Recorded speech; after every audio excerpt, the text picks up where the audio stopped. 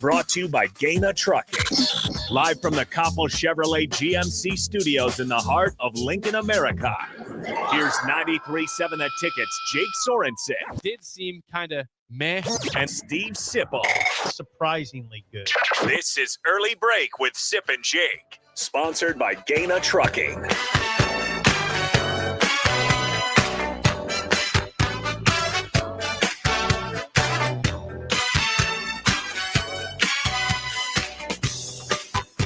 Good morning. Happy Thursday. Steve Sipple, Nick Sainert with you.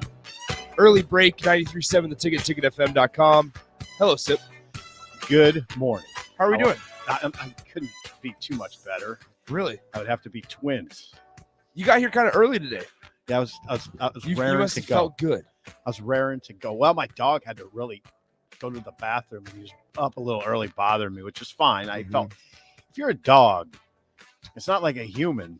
I mean, you got to be let out, you know.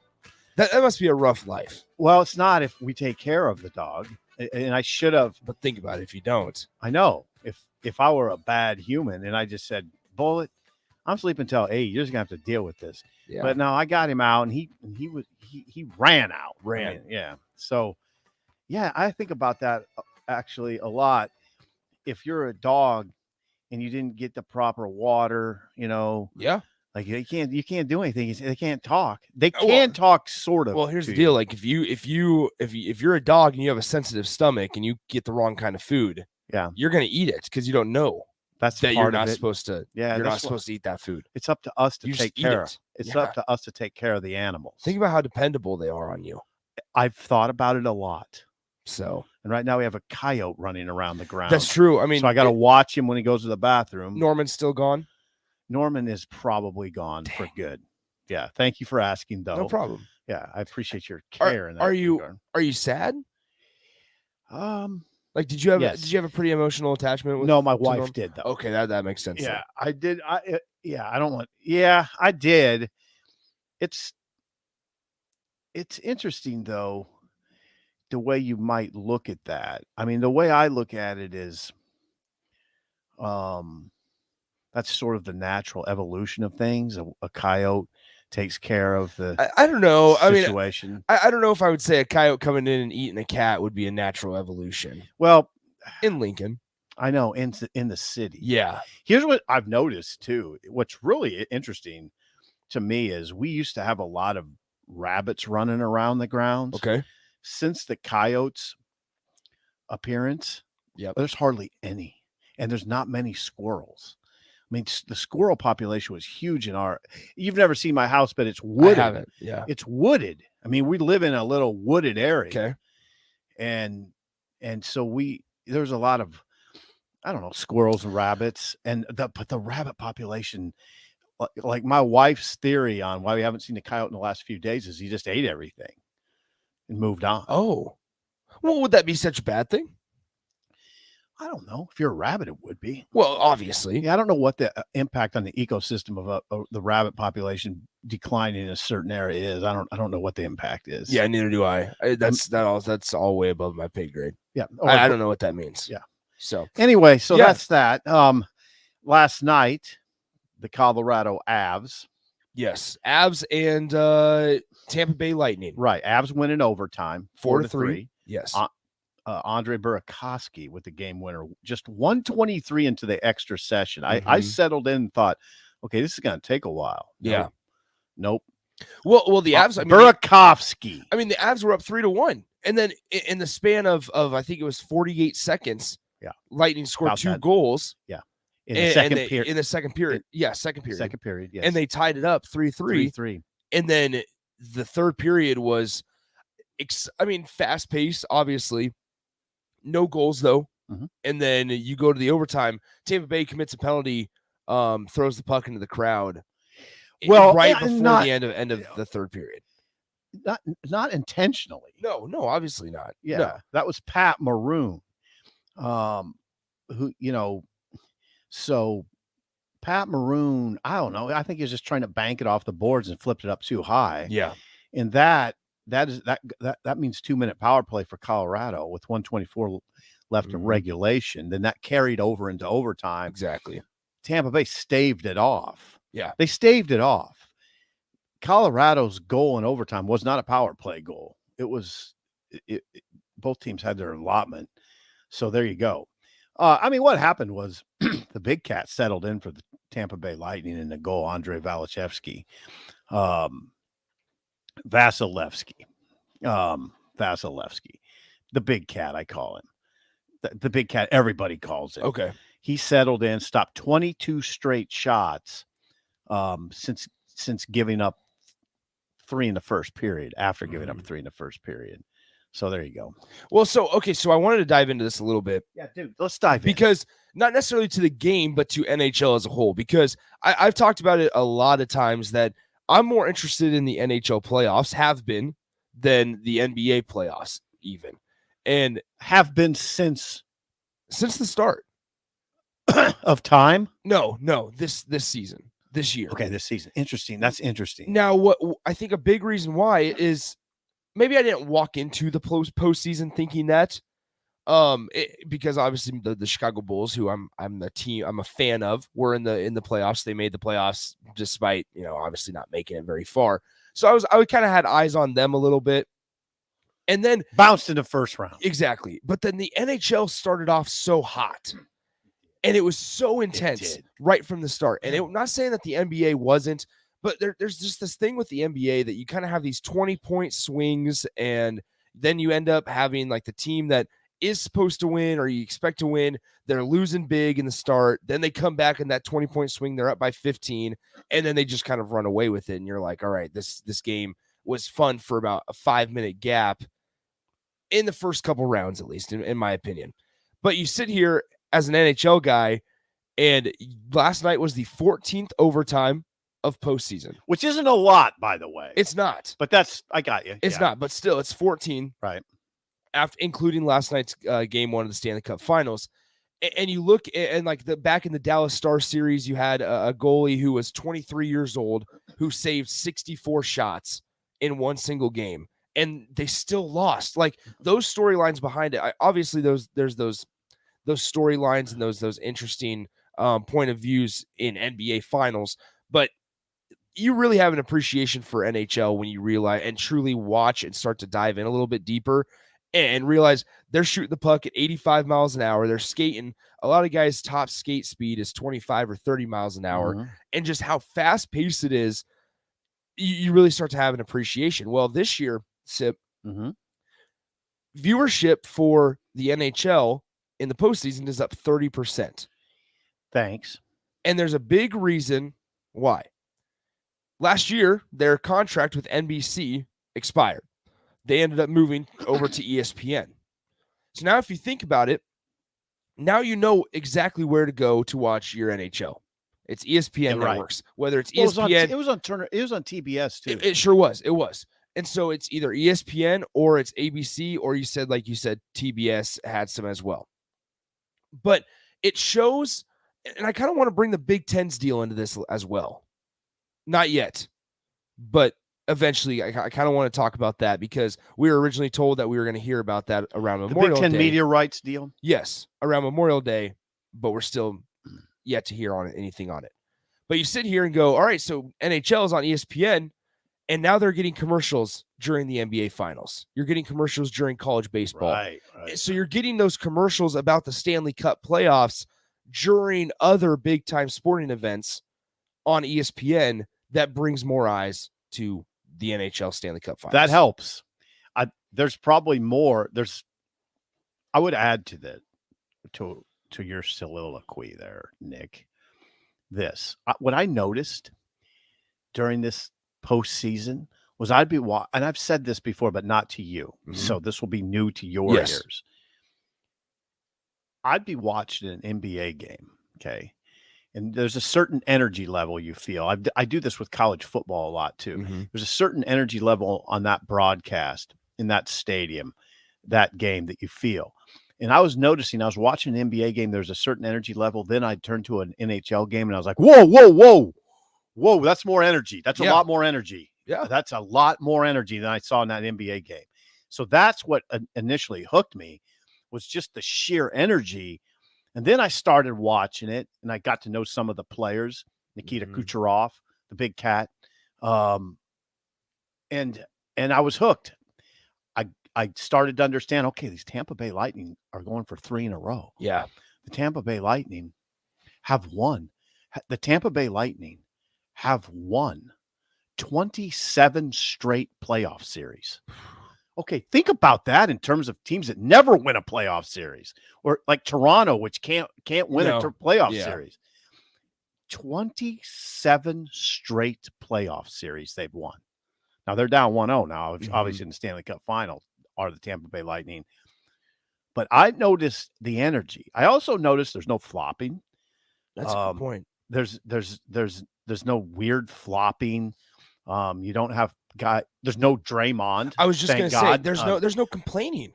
Right. There's no. I mean, you might have a guy that talks a little bit, but you don't see guys. You don't have it every single play or every single stoppage of play. Right. The game won't allow that. Exactly. Just the nature of it. So I do think it's more than now. I would say this, Nick. I think it's more than just okay. Now it's on ESPN, so more people are watching it. I think that there's certain. I just see myself as sort of an everyman, like just a guy normal guy, and I think there's a lot of people out there, and this is where we could go. We could go to the phone lines, the Honda of Lincoln hotline, 402-464-5685. Do you find yourself gravitating more to the NHL these days for whatever reason? We just said our reasons. For me, it's energy. The playoffs in the NHL are magnificent theater. I think so too. That it goes, you know how else I know I love it? It goes super fast. And I think it goes faster. I think it goes faster. I agree. Too. Definitely goes faster than football. Watching hockey, unlike college football, isn't a day-long commitment. It goes faster. By the way, Sean McDonough on play-by-play, excellent. Impressive. Impressive. And he's done a lot of stuff. Like his variety that he's broadcasted is actually remarkable when you think about it. College football, there obviously been College World Series in there, now NHL. Like his variety, he's all across the board, and he's done a pretty good job at it, all of them. Like I don't mind listening to Sean McDonough on Saturdays during college football. I like it. It's not bad at all. I think he's good. Now, his voice cracks every now and then, but like everybody's. Yeah. McDonough, when you listen to him do hockey, you can't help but wonder, did he play this sport as a kid? I mean, because he identifies offsides as quickly as the refs do. I agree. So I think it's interesting that you brought up energy for a moment. Because we got John in Des Moines on the text line that says the NHL has more energy than the home crowds of Boston and Golden State, who basically stand all game. I'm not buying it. Okay, John is right. Now, John, you notice I didn't mention Golden State Boston. The energy for John is 100% right. But John, find me a series before that was like that. That's true. For sure. That's not the NBA Finals. Specifically the NBA Finals. Right. The NBA Finals, there's plenty of energy. I think so too. The scenario I laid out, John, where if you're watching one certain game, the energy levels at this, and then you turn it and you notice a definite increase. No, I wouldn't say that with the NBA Finals and the Stanley Cup. I think you'd see it a little bit. I still give the edge to the NHL. Yeah. In that scenario, but not as much. No, John's right. Golden State, Boston, there's a ton of energy. I think it's interesting though, because if you go back, there's also a ton of flopping. You're right. No, and I want to dive into that a little bit deeper as well, because Josh had a good point about how game styles have changed throughout from 25 years ago in each sport to now. But first, with the energy aspect, you watch the early games of the Edmonton and Avalanche series, and when there were, what was the first game? Like it was like an 8-6 ball or 8-6 game, or it was like 8-4. Like you had a span where there was 4 goals in a minute and 21 seconds. That never happened. Like if you are a general sports fan and you want to watch something that's fast paced, you want to watch excitement, and you want energy, like you just said, Sip, you can right now, if it's June 16th, you gravitate toward the NHL rather than the NBA. I think so. I'm just telling you, Well, you do, and I do. I have definitely this postseason made sort of.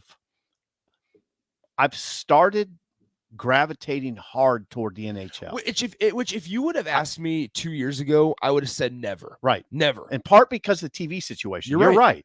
It was sort of hard to find, right? Now, I was doing shows in Omaha with Damon Benny and the morning show before I worked here. And they would talk about playoff hockey and would want me to watch it. Yeah. Damon would say, we're going to talk about this tomorrow. Would you watch it? And I would find it. And I was, this was like 5 or 6 years ago. Well, it had to be 6 years ago. So I've been doing this show for 7 years ago. And I found myself transfixed. I was like, whoa, but you had to find it. That's the thing. You still had to find it. It's extremely accessible now. Yeah. Now it's right there in front of you and it's incredible. And it is more fun for me to watch the NHL playoffs than the NBA. There's no doubt about it. I just enjoy it more. I find it laborious to watch the NBA right now. Laborious. I would agree. I would watch the NBA. I found myself in recent years turning on the NBA finals, and this might be bad to admit, but I'm just going to go full into it. Turning on the NBA finals in the clinching game in the fourth quarter in the last 5 minutes. You're all right on that.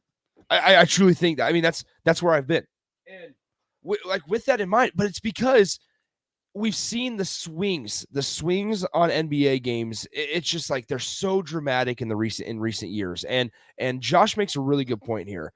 402-464-5685. Feel free to chime into the show. You guys have a lot of thoughts on this. I want to get to them all. I watched NBA a ton throughout the 90s and didn't follow it much since. Checked out a few playoff games this spring, and the game is completely different.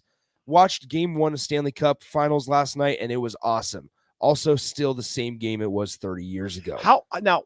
Now I am not well versed enough in the NBA. I'd be interested to hear that's Josh. Yeah. What he says, what the game is, how much different is it than the 90s? Yeah. I'm just not, I don't watch enough of it now to say that. Well, to say what the difference is. Now it's when Strick played, we had Eric Strickland on yesterday. Yep. And it was a much different game in that it was much more physical because it was they were allowed to be physical. You had to be physical. Exactly. They've changed rules. They've changed the way they officiate games so it looks different that way. I've maintained, like Charles Barkley maintains, that the level of play has dropped. Now, this is if you don't buy what I say, then just listen to Charles Barkley. Yeah. And I shouldn't say I don't notice it. I should not say I don't notice a shift in style because I just said I have noticed it's just not as physical. And hey, Nick, there wasn't flopping in the 90s. And if there was, it was very isolated. Yeah. Very isolated. No. So Gus rolls his eyes. Gus, just ask your dad. The NBA, there wasn't flopping in the 90s. There was, if it was, you would notice it because you'd be like, what's that guy doing? That's crazy. He looks he looks like an idiot out there. Yeah. Now it's every other play. Yeah. And it's definitely hey, Gus, this is a widespread view that I'm talking about right now. I mean, this is a viewpoint that millions upon millions of people have, that flopping has eroded the NBA. I mean, there's just no doubt about it. I mean, it's why some people won't watch it. Nels from Montana says, you said it, no flopping, no whining, no snowflakes, no politics. That's pretty good. All valid points. Yeah. All valid points. Yeah. In a time of the summer, June 15th, June 16th, whatever day you want to put on it, I would rather watch a possibility of 4 goals. The way that this NHL postseason has gone this year, and it's been so, it's not out of control, but it's been so entertaining to watch how fast paced they play in NHL. You sit here and at any moment to know that somebody could score a goal number 1, go up 1-0, and literally it's happened this postseason multiple times. less than a minute later, the other team's responded. Well, there's that. There's And that. it's the fast pace. Like you It's talk about it with, Then with there's sports. there's not as many. There's not nearly as many stoppages. That's a big Yeah, one. NBA stoppages are mesmerizing. It again, it's laborious to watch in a lot of cases. You talk about what makes it easy for a fan to watch. What do fans gravitate to? And it's action. It's consistent movement. It's the possibility of the unknown happening, and that's in sports. Well, in basketball, in football, in baseball, it slows down throughout the course of the game. And I mean, think about it. When we're talking about baseball, I can't even imagine watching a CWS game versus an exactly. NHL game. If you watch baseball, think about all the downtime throughout that course of the 9 innings. And one common question that baseball experts have asked is, how do we speed up the games so that baseball doesn't die, so that people still watch baseball? And they've done it through pitch clocks, and they've done it like they've tried their thing, but nothing compares to the speed of hockey. So I just think when you're looking at NHL versus NBA and you're looking at viewership, once again, that's up 30% this year. You have to sit here and go, maybe NHL made the best move out of any sport this in recent years by moving to ESPN. By shifting its television package. I would tell you this too, to add on to this: tickets for last night's game 1 of the Stanley Cup Finals, $3,000 in the lower bowl. The least expensive ticket you could get in the upper reaches was $800. That's the most expensive ticket in Denver sports history. Yeah. All right. The NHL has found a little bit of a groove, and I don't know. I just happened upon it sort of early in the playoffs. Yeah.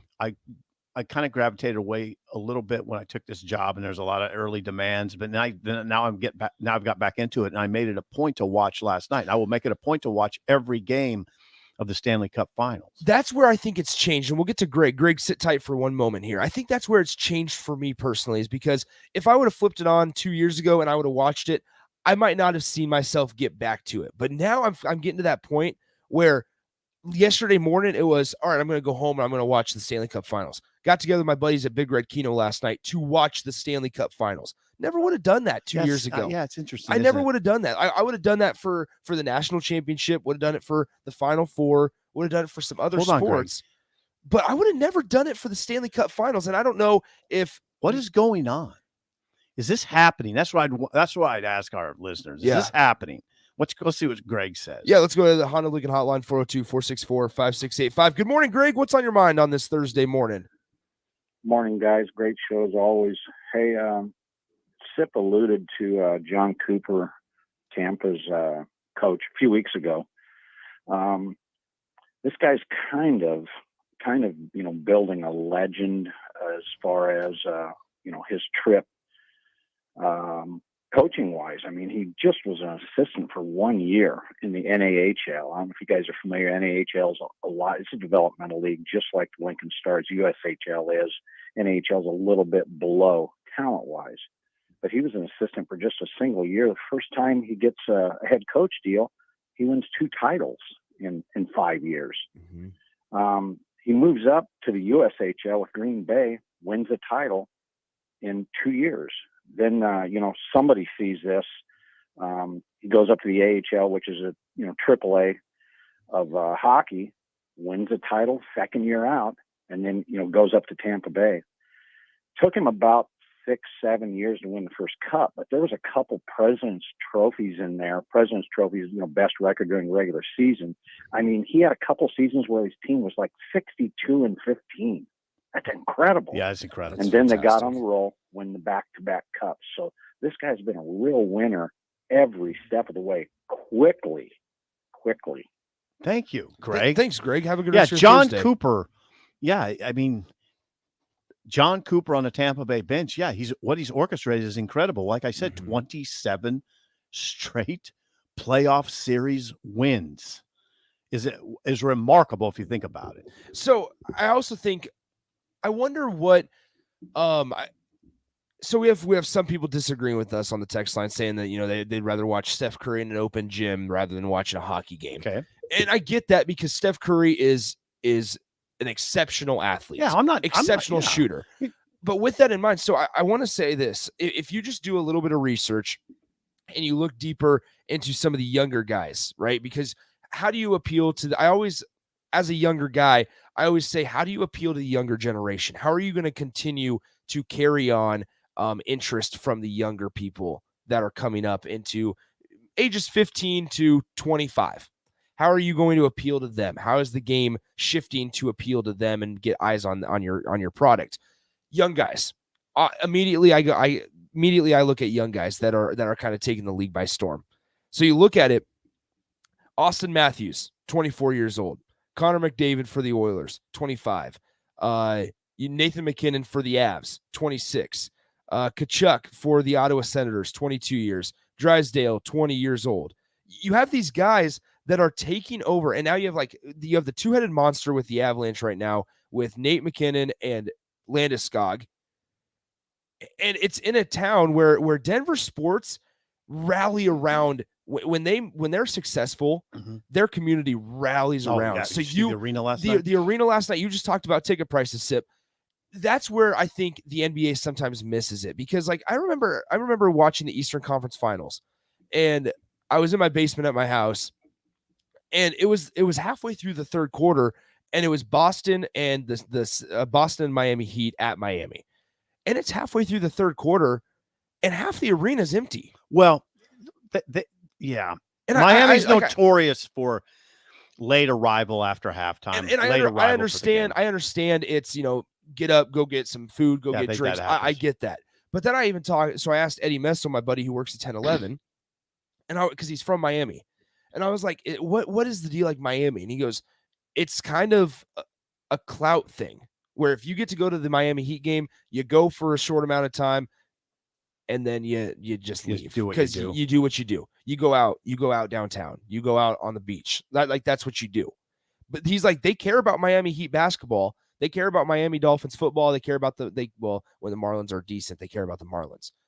But there's just not the passion that we saw in a market like Denver. I think that's what I'd say to John in Des Moines. John, I get it. Golden State, Boston, there's a ton of energy in that series. Both fan bases are, those are traditional franchises.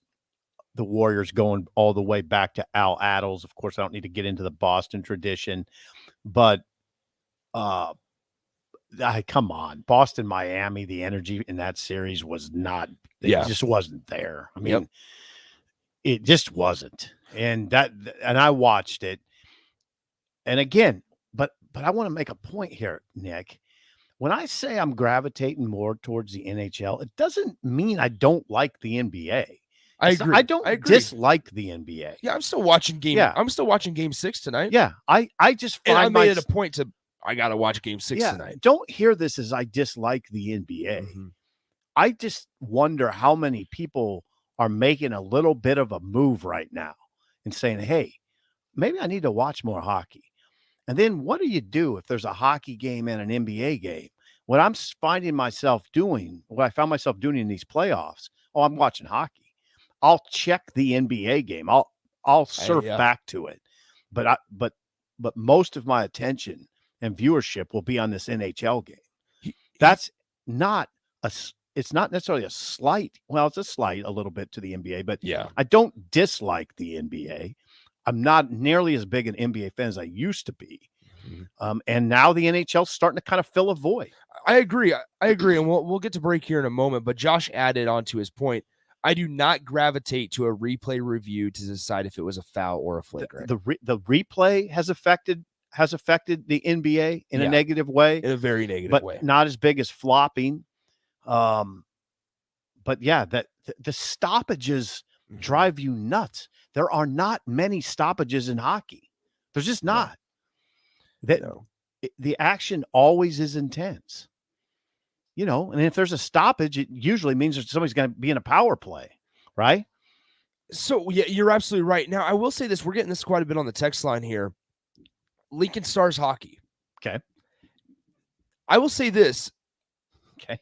I went to my first Stars game probably 2.5 years ago. Okay.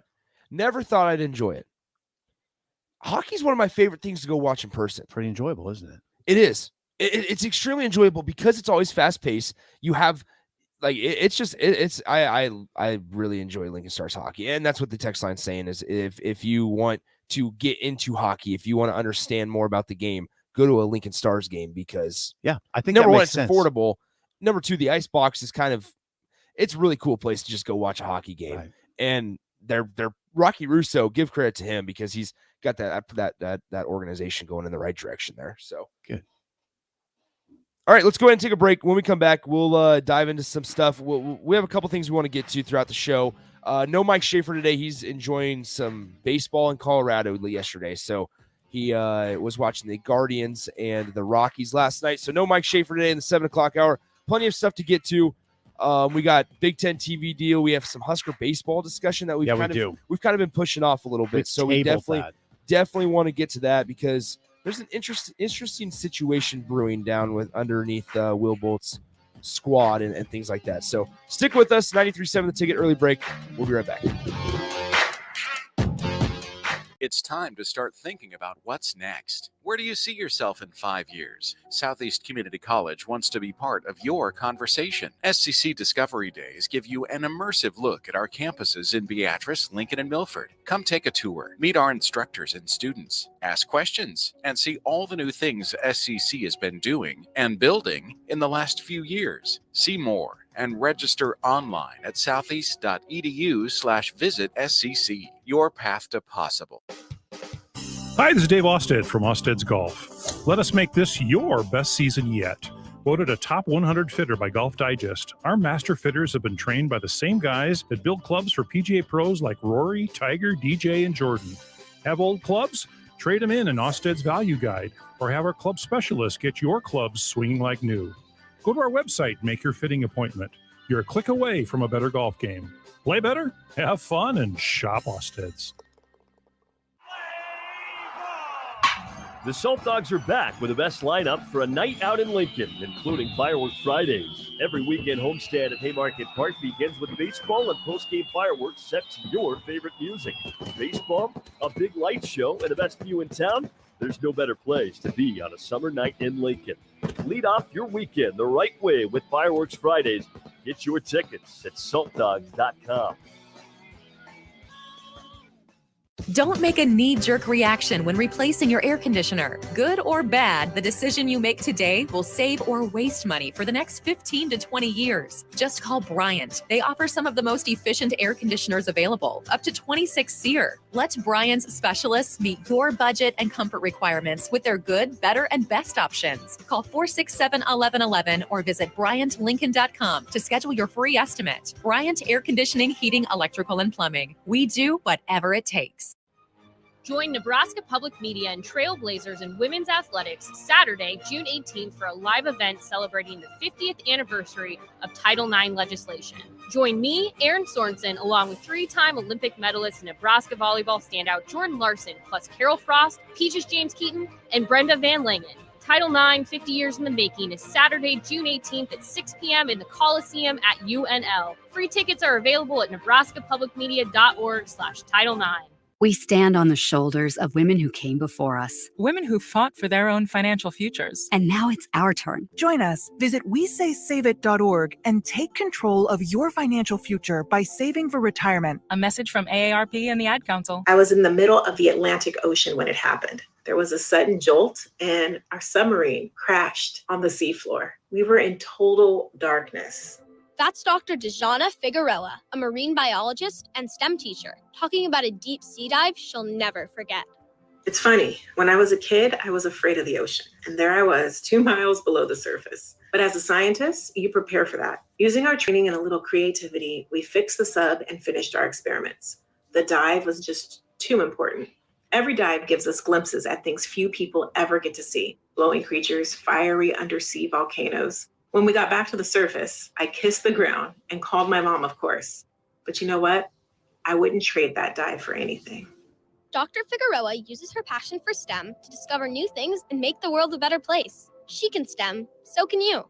Check out She Can STEM for more stories and inspiration. A message from the Ad Council. Victor deployed for the first time to Afghanistan in 2003. At 4 a.m, my phone rang. They said, "I regret to inform you that your husband was wounded in action." Victor sustained a moderate traumatic brain injury. I was doing school full time, and I was also then caring for Victor. One of the most important elements of caregiving is taking care of yourself. I just didn't want to forget that I also had goals and that I also had a life. What I did is I challenged Victor to meet me halfway. There are almost 6 million military and veteran caregivers across the nation. We have our own journey, and we can fulfill that journey at the same time that we are helping our loved one. Visit aarp.org/caregiving for a free military veterans guide to navigate your caregiving journey and better care for your loved one and yourself. Brought to you by AARP and the Ad Council. I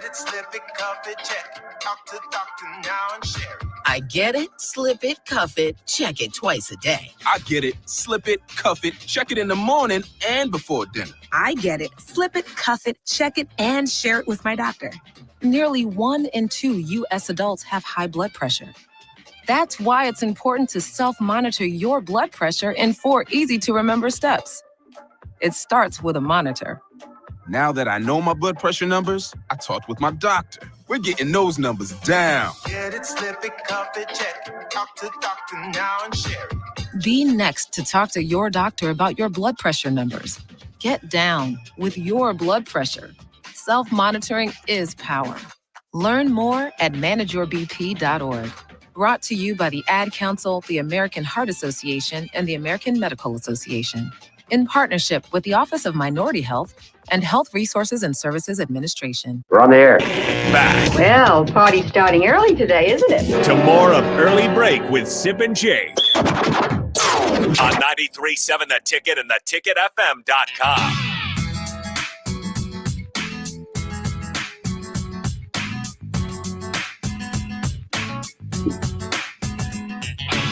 All right, back here on Early Break, 93.7 The Ticket, ticketfm.com. Nick Stainert, Steve Sipple with you as always, 402-464-5685, the Honda of Lincoln hotline, the Starter Heyman text line. Both those continue to be open. Really good discussion in that first segment there. NHL, the Raider fan at the bar at Tanner's says this. The NBA, it's no defense, and they shoot threes every possession or every other possession. NHL all day. Read a few more.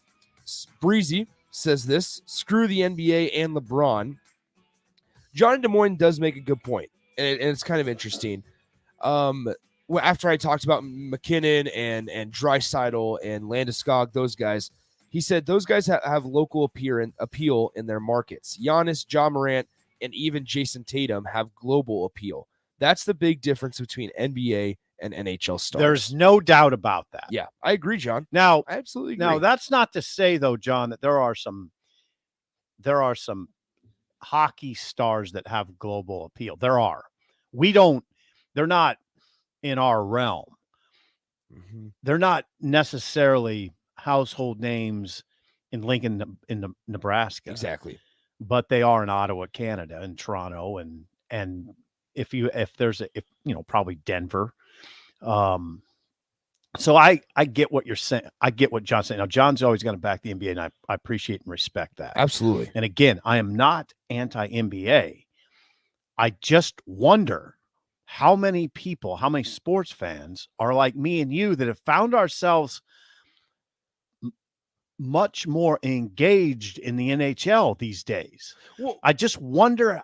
I don't think we're isolated. No, I don't. Yeah, well, and you mentioned that viewership for the NHL playoffs is up 30%, and you identify that as being because they've moved networks. They're playing on ESPN, TBS now. It's more out in front of everybody. Yeah, there's no doubt that that's the key reason. But I think there's more to it. I agree. And with that in mind, I don't think you said it's isolated. It's definitely not isolated to Nebraska. Absolutely not. And so when I mentioned the whole move to ESPN and things like that, I mentioned the commercials that you're getting on during the NBA finals, the commercials you're getting during the super regionals of college baseball and across on SportsCenter. But also you're getting talked about every night on Scott Van Pelt. Mm-hmm. You're getting talked about every morning on ESPN. But wasn't that happening before? It was, but people didn't know to go to ESPN. They didn't know that they would go. They didn't go to ESPN for their NHL fix. I think you need to include TBS in this discussion because the early rounds of the NHL playoffs were on TBS, which was a change. You're right. you had to go hunt for the playoffs before. Yeah. Now you don't. You don't have to hunt. Yeah. It's more out in front of you, which explains largely the ratings jump, but it's not just that. It's not just that. Mm-hmm. And that's what I wonder. I just wonder, I don't know. I mean, maybe it's just me and you that we've decided to make that switch. Yeah. I don't think so though. The unnamed texter says this: in the NHL, these guys want to be on the ice. One Lightning player broke his leg last year, had a special surgery to try and get back before the end of the finals. In the NBA, a guy stubs his toe and is out for half the season. Well, is there load management in the NHL? Is there? I don't hear about it if there is. No. I don't think there is. So Nick, stop. Think. What are we talking about? The things that turn you off about the NBA. Load management turns me off. It turns me right off. Yeah. Load management turns me right off. Flopping. Right. And honestly, this can go into the discussions that we were having with Jay and Strick yesterday during the spillover about refs. Right. You don't notice an NHL ref. No, you don't. Doing a crazy job on trying to affect the game. They're not part of it. They're not part of it. They just skate around and then their hand goes up on a delayed penalty and that's it. Or on offsides or on icing. That's it. Isolated to the NBA though. You see that in college basketball. Absolutely. I see it at Nebraska games. I am amazed at Nebraska games by the beat writer crew, how in tune they are with the refs and who's reffing the game. They know them on a first name basis. They know their tendencies, which is good. That is not a criticism, but I'm illustrating to what you just said. In basketball, it's a big part of it, and in an NBA, it seems like it's too big of a part of it. Yeah, I agree. I mean, we talk about sports and how they've changed, and it's the type of players, whether it's flopping, whether it's complaining, whining, load management, like you said, a big topic, whether you're talking about football at the college or NFL level, whether you're talking about basketball at the college or NBA level, it's the ref job. Ref made a job. He made a bad call. Umpires in baseball made one bad call, and it changed the complexity of the game. That's not in hockey. You don't see that in hockey. Not really. No. I'm sure if you watched it more, you'd get a little bit of that. I'm sure. But I haven't seen it. I have not seen it this playoff season. But can you name one hockey official? No, I mean, no, I can't. If anybody can name one or two hockey referees, be my guest and send it in the text line. You never hear it. You never see graphics about, the Tampa Bay Lightning are 0-9 when this guy's reffing. Right. Or you never hear about that. And I think that's something that not Nebraska fans, just sports fans across the board realize that they just miss watching a game. Well, there's a huge moment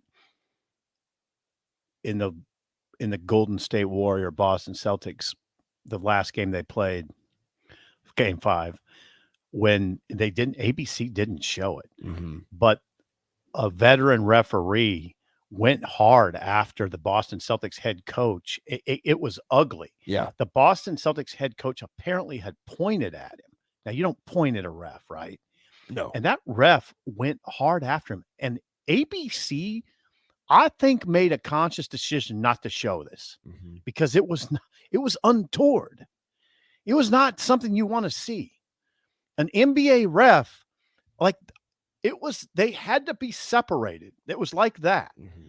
ABC made a conscious decision, apparently, not to show it, unless they just missed it. But Van Gundy made sort of an off, like a casual reference to it. Yeah. Quick reference to it. But the beat writers, it was a big conversation. Like, man, that referee went hard after the Boston Celtics head coach. Yeah. Which you just don't see very often. But it was sort of covered up. That's the kind of thing it's a bit of a turnoff, right? Well, that part, and we can go back to the athletes here. We were talking about Draymond during the break. Draymond's a turnoff. And obviously, he's a big turnoff. Draymond is the far end of the spectrum, far end of it, to where it's unbearable at times, right, to watch NBA because of his actions, whether they're on the floor or whether they're in post-game press conferences. And to be fair, when he's dropping F-bombs in the post-game press conferences and every single stoppage of play, he's in the ref's ears. And I was telling Sip this off air. If Draymond was playfully like, hey man, how could you call a foul like that on me? If that was the case, whatever. Like it shows that you understand it's a foul. But when you genuinely don't think that you ever commit a foul, and every single stoppage you are in the ref's ear, not even in the ear, you're yelling from across the floor at this dude, it makes the organization and the NBA look horrible. And it makes you look like a joke. It literally makes you look like a joke. It does. Pretty harsh there. I'm sorry. Like, he's way better at basketball than I'll ever be surprised, but it's also like, what's the purpose of that? What is that going It's to sort get of you? surprising to me. Some of what happens in the NBA is sort of surprising, that they allow players to drop F-bombs in the post game, in a post game setting like Draymond does. I found it very hypocritical of Steve Kerr, Yeah. and very hypocritical of Klay Thompson to say the Boston Celtic fans were classless for their chant towards Draymond, which included a hardcore expletive. Okay, that's not classy. Okay, but I don't want Steve Kerr pointing that out, and I don't want Klay Thompson pointing out, because Draymond will go to the podium after a game and routinely drop F-bombs. Yeah. That's just complete hypocrisy. Yeah, I agree with you. I agree. I mean, if you're gonna target a fan base, then get your own house in order, right? Yeah, just don't look like an idiot on the court. John in Des Moines so makes a really good point, and he says this. I appreciate John for doing that. Yeah, no, I respect this a whole lot. The refs in hockey don't matter as much because there are so few actual scoring attempts. I'm assuming the refs have fewer things to watch for in a hockey game than 10 guys slamming into each other on a basketball court. Nick, he's exactly right. Now we keep saying this about refs. That's an organic conversation. It's just the nature of hockey. It is. You're right. I mean, I'm not suggesting that hockey refs have more restraint than NBA refs. It's just the nature of the game is so much different that the refs don't come into play. Yeah, nearly as much. I agree. I was telling Sip once again off the break before we get to our next segment here that if appealing to the younger generation, hockey has an ability to. I mean, just in the Avalanche and Oilers game one of the conference finals, they scored 4 goals in a minute and 11 seconds. You keep going to that. I know you guys keep going don't. to that. I don't care about that. I don't care. I just need one goal. So there's a winner. I understand that, but I'm saying as a casual fan, you want action. Yeah, my grandson, we were talking about this very subject, and he said, I just don't get into the NHL because there's not enough scoring. I get it, but I don't need that. And I'm not saying I need it either, but I'm like, Nick, there's still action. There is. There's shots on goal. Well, and now they've added things where like the miles per hour per shot, and you see it, and it's 84 miles an hour on a slap shot, and you're like, how do you stop it? Like it's truly remarkable. And not saying that NBA players are not true, like remarkable athletes. They NBA are. players Absolutely. are freaks. Absolutely. Freaks of nature. So, and I am an NBA fan. I will say I am an NBA fan. Mm-hmm. There's this shift occurring in my sort of sporting consciousness that I find myself gravitating more towards the NHL for a lot of reasons. Yeah, and we've walked. I mean, geez, we spent 45 minutes now talking about some of the reasons. And on the text line, what seems to be kind of the consensus thought is a lot of the people are saying, I found myself gravitating toward the NHL, but don't necessarily know why. But now I think we're trying to walked explain through. it. Yeah, we're trying to explain it. I agree. For me, it started with, and I do this in football. I do this in college football. I notice when I'm watching multiple games, I started noticing the energy levels of respective games, and it's sort of fascinating. Where you'll be watching, for instance, if you take an extreme example, Purdue, Indiana, which is intense. Yeah. But if the other game is Michigan State, just the broadcast intensity is markedly different. Yeah. And that's what I found with the NBA and NHL playoffs in particular, that it's take away Boston Golden State because that's electrifying. The intensity's through the roof. It is. But if you watched the other playoff games, it was not like that. All the playoff games in the NHL are like that. That's what hooked me initially. Okay, I'm watching this NBA game. It's okay. It's sort of laborious. I'm doing it for Jake so we can say a couple sentences about it the next day. And then I turned to hockey. I'm like, whoa. Yeah. This is what I'm staying on. This is what I'm staying on because the energy level is so much better. It's a much easier product also when the broadcast is energetic. Not even just the broadcasts venue. have been fabulous. The announcers. The announcers are Yeah, I have energetic. not seen a bad broadcast. That's why Gus Johnson and Joel Klatt sell so well. Like Joel They Klatt do. is fantastic at analyzing the game, and he's also a younger voice, which I think there's something to be said about younger guys having such an energy. Is he that much younger than Herbie?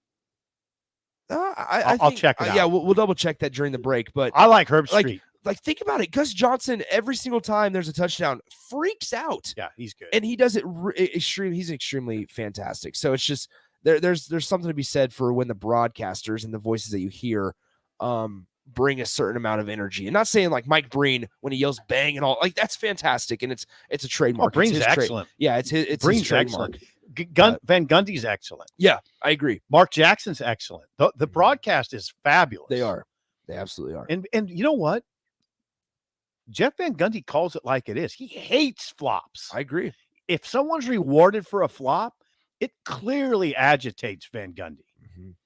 I mean, those are old school guys. Mark Jackson and Van Gundy, they don't like those antics. Yeah, clearly. And they make it clear, which there's some respect that goes to those guys for that. All right, let's go ahead and get to break.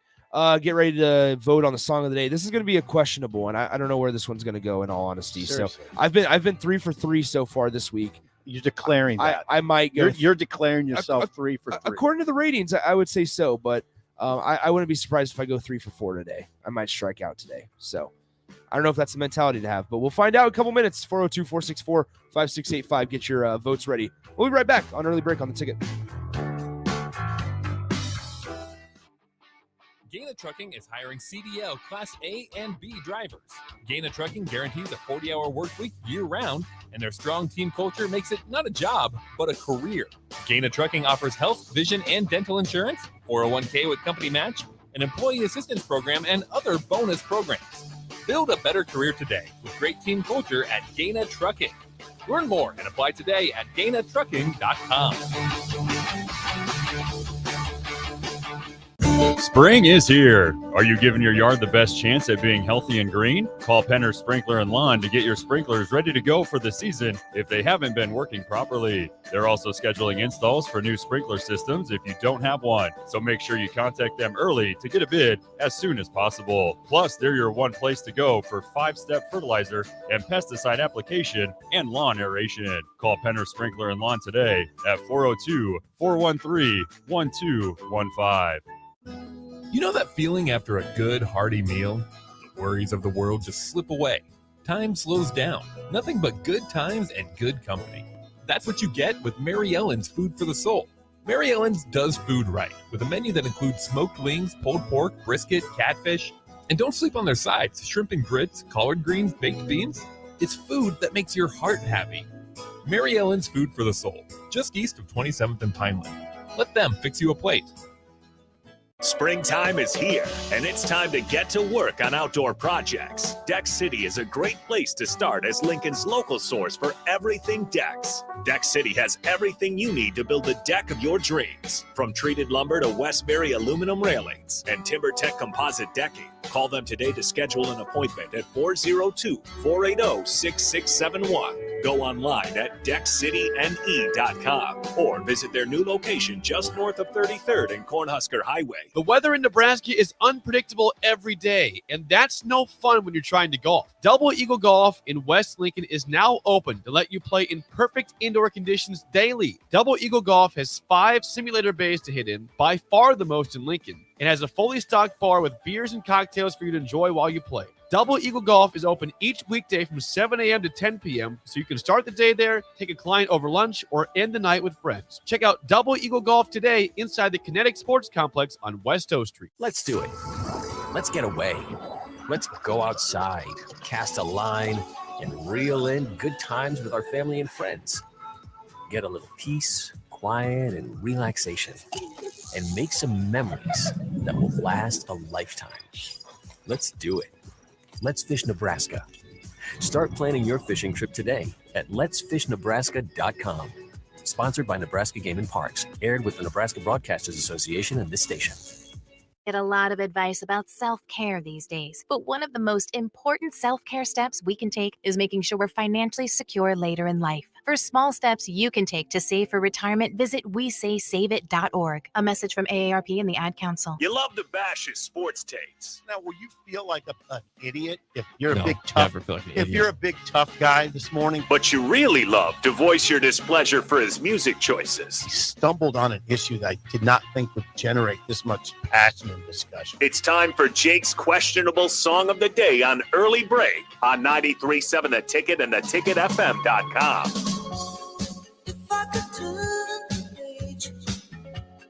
Time then I'd rearrange just a day or two. Close my eyes.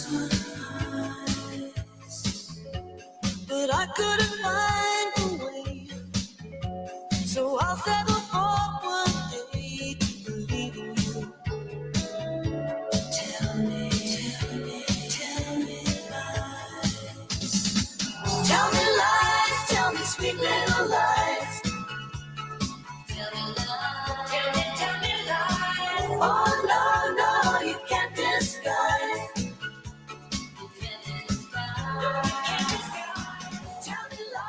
Song of the day, Little Lies by Fleetwood Mac. 402-464-5685. Send in your rating on the Starter Heyman text line. 1 is bad, 10 is good. Once again, Little Lies by Fleetwood Mac.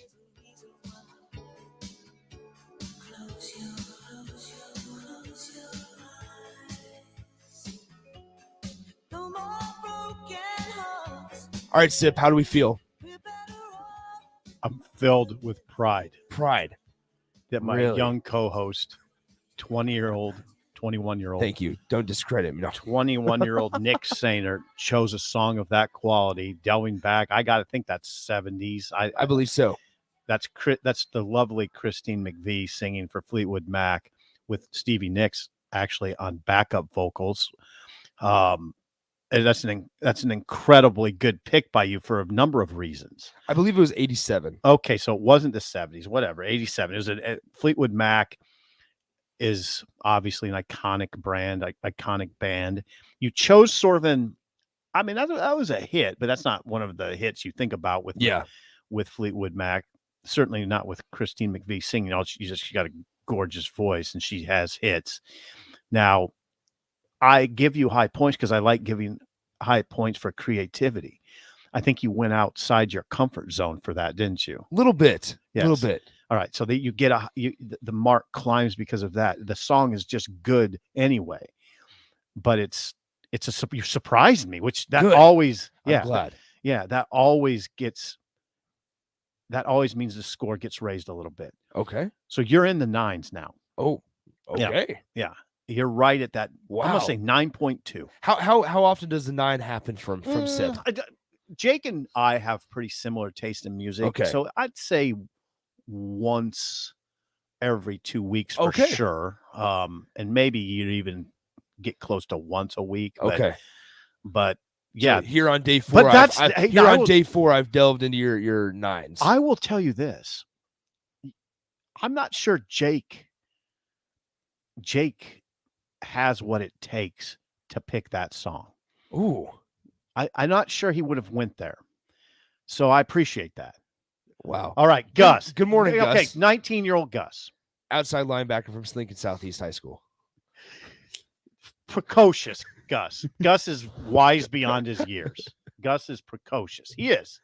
He seems like he's 19. He seems like he's 25. I could see that. Got a good flow. Well, it's not the hair flow. It's just his kind of way about him. I mean, look at that. Yeah, he's got incredible hair flow. Sip, you and I wish that we could do that. Oh, trust me. Very intelligent. Mm-hmm. What do you guess Gus gave that song? A 4.5. Why do you say that? Why so low? Because I don't think he would like the song. I just don't. It's just general. I don't know. I don't read him very well. He keeps his stone cold face. Yeah, Gus gave that a 5.0. Yeah, maybe 4.5 is a little on the low side. Oh, he did not put it on the board. You don't have the Oh, marker. that's okay. No marker? Yeah, no, I'm gonna go 9. Oh, Gus. Sorry, I like Fleetwood Mac. No, I like him a lot. That's fantastic. I'm Great. not, you know what? I was gonna go 8.5, but I heard the bass and it boosted it up to a 9. Okay. I'm not Okay. overly surprised that he likes Fleetwood Mac. 9.5. Why do you like Fleetwood No, Mac? no, 9. 9, excuse me. Why do you like Fleetwood Mac? They make good music. Why do you like Fleetwood Mac? Yeah. Make good songs. I guess that's as simple as that.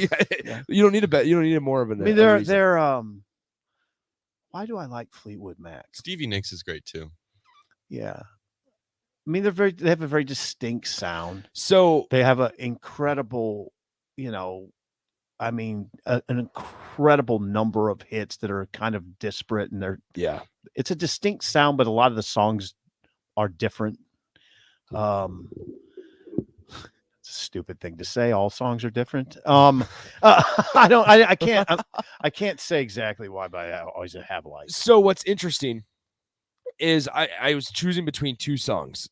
If you think about it, I mean, I was born in 2001, right? So 2001, 21 years ago. And I grew up listening to Kenny Chesney. Okay. So I was literally I was deciding between Little Lies by Fleetwood Mac or old school Kenny Chesney. Okay. And I chose Little Lies by Fleetwood Mac. That's interesting. Good choice. Yeah. Yeah. Kenny Chesney would have got a much lower score, I think. Hey, me and Gus From me, same at page. least. Yeah, same page. Me and Gus same page. All right, let's see what page the texters are on for. Thanks, Gus. Have a good rest of your Gus. day. Thank you. I appreciate 9. Okay, Brian says 9.1. That one guy gives it a 10. John says, Nick, a good song, 7.6. Rod, nice smooth Thursday song, Nick. You're Smooth. 4 for 4. I think you are 4 for 4. Bird in Columbus gave it a 3. Okay, you're not 4 for 4 in Bird's eyes. Yeah, not in Bird's eyes. DC Dale, Fleetwood Mac, a solid 8.5, but not their best. Tyler gives it a 0, says, bring back Jake now. Kent says 4 for 4. Great Thursday song, 8.8. Doug and Lincoln says 7.5. Leroy, 5.3. Faisal 5 times says 3. That's unfortunate. James T. Kirk, I had the song stuck in my head yesterday and now again today. You are a cruel man, but didn't give a rating. Matt in South Lincoln, not bad, 7.5. Okay. Randy gives it a 9. Let's get to a couple of these newer ones here. Unnamed texter gives it an 8. Texas Jeremy, 3.8. Texas Jeremy goes, ain't gonna lie, 3.8. Larry and Seward says 9.5. Fat Phil claims that I am 2 for 4 this week at best. Okay. Well, yeah. Ouch. Yeah. We got another 10 on the board. John in Des Moines says a little bit of a Tool tune, but a perfectly good song. Give it a 7. A little bit of a what tune? Tool tune. Tool. Yeah. What? Like when guys are tools. Huh. I think that's what he's implying. I could be wrong, but maybe John can clarify that. All right, 7:00 hours coming up here in a couple minutes. Got a couple things we want to get into, whether it's Big Ten media rights deal. We want to talk. Or the importance of a fast start for Nebraska this year. Because I think we should get to that. Let's do that one. How important is it for Nebraska football to start off hot? Think about it. Scott Frost hasn't had a three game winning streak. How bad do they need to win?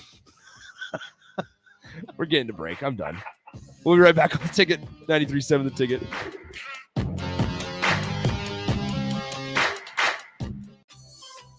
The new 18-hole course is now open at Adventure Golf Center. You knew them before for their 36 holes, and now experience a brand new style of miniature golf with par 3s, 4s, and 5s. It's a new concept to the Midwest with holes longer than before and unique hazards throughout the course. And it's fun for golfers of all ages and skill levels. Plus, there's a bar on the course that serves alcohol. Try the new 18-hole course today at Adventure Golf Center at 56th and Old Cheney. You know you want that smoky, tangy, sweet, and spicy sauced and tossed Wingstop. But you just brought a haul of groceries home from the store. It's cool. No one expects you to shop and cook in the same day. So let the flavor experts at Wingstop hook you up with mouth-watering wings, crispy tenders and thighs, fries and sides delivered to your door. You can always cook tomorrow. That's why the fridge was invented. Get it delivered at wingstop.com. Order your Wingstop online at 28th and Superior, 50th and O Street, and 29th and Pine Lake. Soul food, right here in Lincoln. Ribs, wings, catfish, coleslaw, cornbread, grits. I mean, I'd say it's food like your grandma used to make, but my grandma never made food like that. If you haven't already, you've got to give it a try. Check out their location across from South Point at 27th and Pine Lake, or find their food truck at events all over town, or visit them online at maryellens.com to see the full menu. Mary Ellen's Food for the Soul. Let them fix you a plate. Hey, it's Kinsey Nicholas from Nebraska Volleyball. I hate wasting time in practice or when I'm working out, and I want to help you stop wasting your time when you're looking for an electrician. High Electric has been serving the area for 30 years for both residential and commercial properties. They're experts in everything like remodeling, new additions, hot tub installation, smoke detectors, lighting, and ceiling fans, and more. They take jobs from Beatrice to Omaha and all towns, big or small, in between. Call them today at 402-466-6606 and learn more at highelectric.com. This is Lincoln's home for sports talk on the FM dial. Also online at theticketfm.com. On the internet, KNTK FM Firth, 93.7 The Ticket. I was in the middle of the Atlantic Ocean when it happened. There was a sudden jolt and our submarine crashed on the seafloor. We were in total darkness. That's Dr. Dejana Figueroa, a marine biologist and STEM teacher, talking about a deep sea dive she'll never forget. It's funny, when I was a kid, I was afraid of the ocean, and there I was, 2 miles below the surface. But as a scientist, you prepare for that. Using our training and a little creativity, we fixed the sub and finished our experiments. The dive was just too important. Every dive gives us glimpses at things few people ever get to see. Glowing creatures, fiery undersea volcanoes. When we got back to the surface, I kissed the ground and called my mom, of course. But you know what? I wouldn't trade that dive for anything. Dr. Figueroa uses her passion for STEM to discover new things and make the world a better place. She can STEM, so can you. Check out She Can STEM for more stories and inspiration. A message from the Ad Council. Action Plumbing, Heating, Air, and Electric always makes safety a top priority for our home and office. In under just 1 hour, their team installed the state-of-the-art air scrubber system directly into our existing HVAC ductwork. This technology purifies the air and reduces exposure to common bacteria and viruses, creating a safer breathing environment for my family. Action delivers honest quality services we can count on. To learn more, visit actionlincoln.com. I grew up hearing that women are bad with money, but like many of you, I spent years paying bills, managing checking accounts, and taking care of my family. So turns out women are pretty good with money after all. And now I'm taking control of my financial future by saving for retirement. It's never too late to start, and there's a great website to help you. Check out WeSaySaveIt.org and jumpstart your retirement savings on your budget and your timeline. That's WeSaySaveIt.org. Brought to you by AARP and the Ad Council. If you came across someone struggling with hunger, how would you recognize them? By their clothes, their age, the way they speak? Would you notice a 16-year-old boy who got his first job, not for extra spending money, but to help feed his little sisters? or a mother who's in between jobs and sometimes goes to bed hungry so her kids can have dinner? Or a 14-year-old girl who signs up to every after-school activity, not to make friends, but just to get something to eat? Or a retiree who fell ill and had to choose between getting medicine or groceries. I am the one in 8 Americans who struggle with hunger. People you pass by every day but never knew were hungry. I am hunger in America. Hunger can be hard to recognize. Learn why at IamHungerInAmerica.org. Brought to you by Feeding America, 200 Food Banks Strong, and the Ad Council. Wake up, Lincoln. Come on, it's 6 o'clock. Rise and shine, rise and shine. It's time for Early Break with Sip and Jake, brought to you by Gaina Trucking. Live from the Coppel Chevrolet GMC studios in the heart of Lincoln, America. Here's 93.7 The Ticket's Jake Sorensen. Did seem kind of meh. And Steve Sipple. Surprisingly good. This is Early Break with Sip and Jake, sponsored by Gaina Trucking.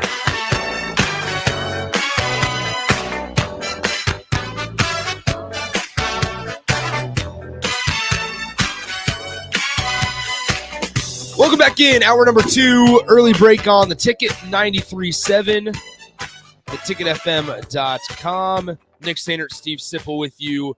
Still, there's been a lot. There's been a lot of reaction. We're still alive. There's been a lot of questions on Twitter about whether or not Jake's coming back. He is. Don't worry. You only have 2 more days of me. Well, from this time, on this don't time, put it from that this way. time That frame. had a negative tone. That did. I didn't mean it that way. Jake is just taking a little vacation. That's a pretty lengthy vacation. A week. True. He was gone. Wasn't he gone Friday? Friday, yeah. So Friday to a following Monday. Whew. That's longer good. longer vacation than I've ever had. Is it? I think so. You know, I know I repeat myself to some of our listeners. They get tired of this. You know, back in the day, before pre-internet. Pre-internet. I can't even imagine what the world was like. Well, I'll tell you one part of what the world was like. I was a Nebraska football beat writer in the 90s. Okay. You know what happened in the summer with no internet? What? 5-week vacations. 5 week. Holy cow. The sports editor would send me and say, take all your vacation. And then sometimes I'd come back and say, you know, you're working, but don't work. You don't have to do too much. It was incredible. Yeah, there was a summer. 5-week vacations. There was one summer where I took all 5 consecutive. I took 5 weeks of vacation. Milkman says it was glorious pre-internet. It was. I feel like that would be safe. I don't like social media, but like I'm a part of it. I wish I could delete social media, but I can't. It's interesting to hear you say that because Parker Gabriel is, you know, I don't know how old he is. I think he might be 30. Yeah. Parker Gabriel, the former Lincoln Journal Star, Husker football beat writer, he consistently would say, I wish it would all go away. I do It's too. always interesting to hear young people say that. Yeah. Why do you say that? It's just it's exhausting. You go on Twitter now. I mean, like Twitter's my number one thing that I pay attention to. But I just you go on Twitter and it's I don't want to sound like I'm trying to be like what good, but like you always hear about negative things that are going on. Like swears you out. Yeah, it's just exhausting. It is. It's exhausting. And now, like, especially in the sports world, now this is no knock on any fan base, not even it's because it doesn't just apply to Nebraska fans. But you go on, like, recruits post pictures of whatever, and hundreds and hundreds of comments about go Big Red, gig 'em, go Vols. And it's just like, what does it do? Like, I understand school spirit, but then you get fans getting in fights with other fans, and then you have like just a lot of arguments on Twitter that just don't mean anything. Well, and there's got to be a lot of people. I understand there's pride, and I understand there's being a fan, but there's got to be a lot of people who will say this, Nick, don't read it. That is a good point. Just don't look at it. It's hard to miss it. Yeah, see, we're in the media, so there's a certain obligation we have to always be sort of engaged, right? Yeah. And I battle that a lot. I resist it sometimes. I'm just like, no, I'm out tonight. Yeah. And somebody will send me something and say, didn't you see this? And I'll have to say no, because I'm not watching Twitter tonight. I was going to say, I'm not so reading Twitter. I've gotten to the point where when I go on vacation, I delete Twitter. But see, that's been a problem the last 2 times I've gone on vacation. You need to delete it. I delete Twitter. I delete the app. Really? I do, because I get notifications throughout the entire day, and because not only from the ticket but also just from my personal one, I get notifications throughout the day, and I delete Twitter and I delete Instagram every time I go on vacation because it's exhausting. And it's like it just need a mental break. Thank you. And that's how you get the best mental break is by just. And Scott says, yeah, you can just turn off notifications. But when you're at work, you kind of need to know. 21-year-old Nick Sainer. This is interesting. It is interesting. You're not the only one. And yeah, no, I mean, Randy says touche, boys. Social media is toxic, says Alexander the Great. Think about being a 16-year-old in this world, and the pressure and anxiety attached to being a teenager. You're trying to get a certain amount of likes, a certain amount of followers to keep up. I've heard baseball players. I heard a baseball player the other day on the radio saying, oh, it sucks in that world because, when I was growing up, you didn't know if a opposing player was going to a camp in Florida. He just went to the camp in Florida and you wouldn't know it. That's but true. now with social media, you know what everybody's doing. Yeah. So you see it. That raises it. You see what I'm saying? Oh, yeah. No, that raises anxiety. You know what everybody's doing, and you feel like you should be doing that. And if you're not, You're falling behind. Yeah. You feel like you're failing. Right. You feel like you you're feel falling behind. insufficient. Yep. I agree. And I think it's particularly poignant for teens. Yeah. I mean, I as a 55-year-old can say, screw it, I don't care. I don't give a damn what that guy's doing. But it's harder for a younger person to do that. Yeah. Well, so like I mentioned this earlier.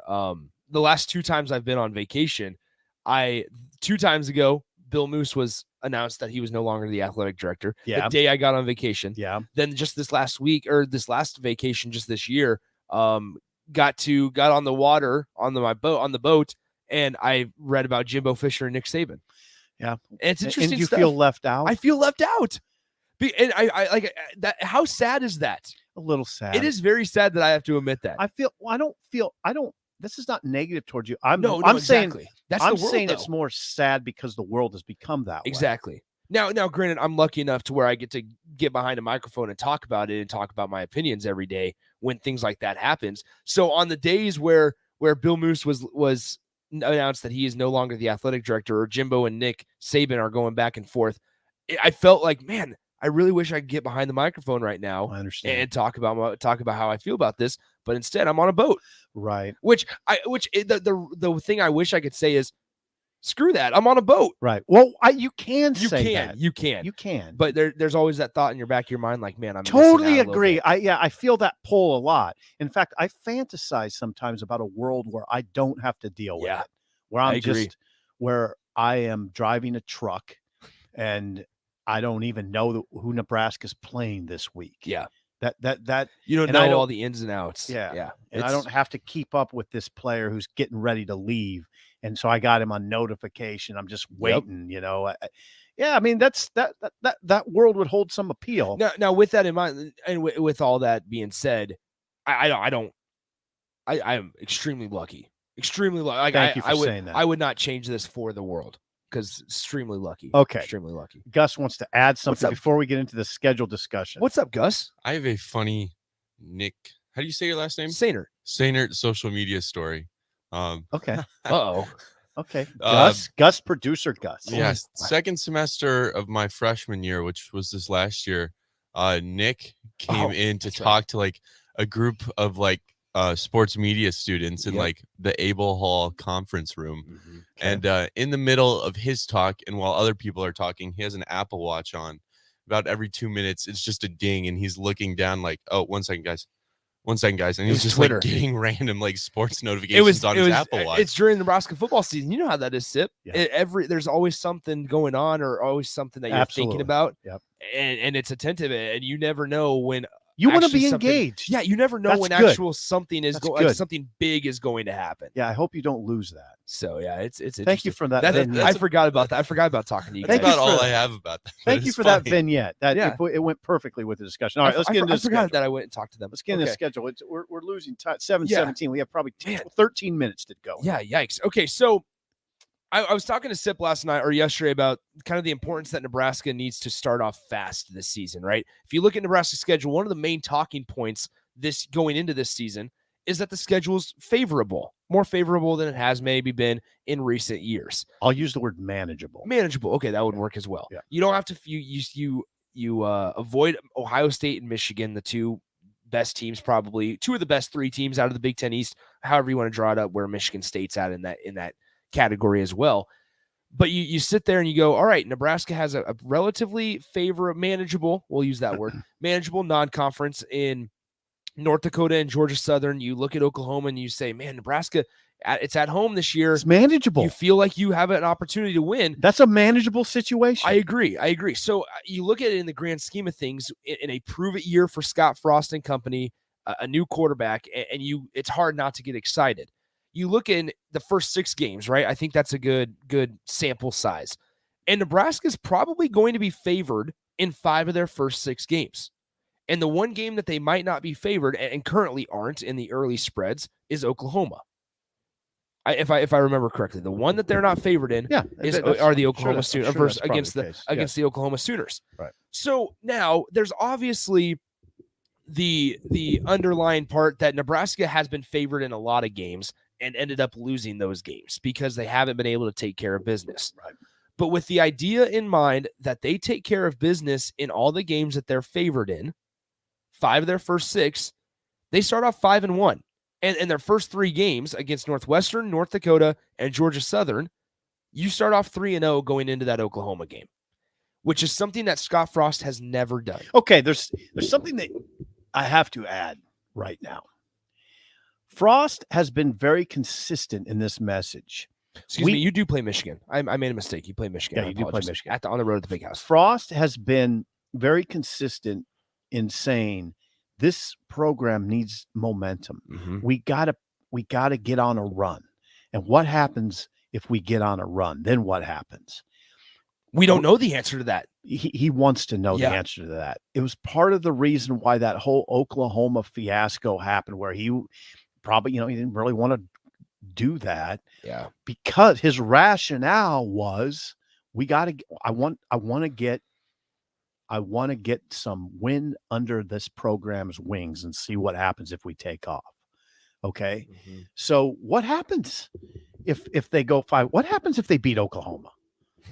I mean, let's Nebraska fans just are dying to find out, right? Let's be honest. You could argue that it would be unprecedented times in Nebraska football in the last 5 years if Nebraska starts 4-0.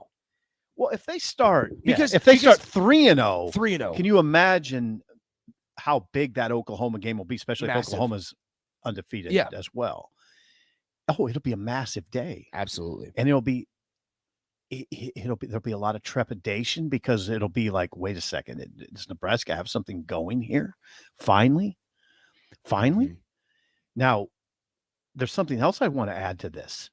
What if they do get off to a strong start? And then you got to start thinking about the finish, particularly November. You're right. And if you look at it now, you can dispute this if you'd like. Oh, I will. But I don't know if you will. No, I'm just messing. Scott's teams haven't been that bad in November. It hasn't been a colossal. I mean, let's just do this. 2018. That was the Michigan State game. The 9-6 win would have been in November, I believe. Yeah, I'll run through it. Okay. November 2018, you lost at Ohio State to start the month in 2018, but it's 36-31. Yeah. Yep. 5 points. Beat Illinois 54-35. Beat Michigan State 9-6. Lost by 3 points at Iowa. Mm-hmm. Pretty good November, right? Not bad. I mean, you wouldn't look at that and go, oh my God, Nebraska really struggling. 2019. Now, 2019, not terrible. You lose a game at Purdue, which you should have won 31-27. You lose at 31-27. Play Wisconsin close in Lincoln. Lose 37-21. One of the that game was a lot closer than the score. One of the better performances of the season. Yep. You go out to Maryland on a cold, rainy day. That's right. In College Park and win 54-7, and then you come home and lose a 3-point decision to Iowa. Yep. That was the last second kick, right? Final seconds. Yeah, that would have been the blowing kisses one. Yeah. Right. So that's not a bad November, right? I don't know. Is that a bad November? I don't know how much stock you take into the Maryland. I mean, obviously hindsight's 2020. I remember into that. I remember thinking back. I mean, think about this is kind of actually no. Go ahead and continue. Go ahead and continue. Forget 2020, because it wasn't. I don't even. That season was. There was no.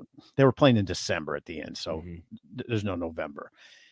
2021 last season. Now they were 0-3 in November. Yeah, but the games, obviously the one score. Ohio State. You lose that game 26-17. You have a chance in the final moments to win at Wisconsin, come up short, and we all know what happens. Throw an interception. We all know what happens against Iowa. Scott's teams have not been that bad in November. Now you got to reverse. You got to win those close games, right? Mm-hmm. But yeah, so what I'm suggesting is, if you do get off to a strong start, there's evidence that you can finish strong.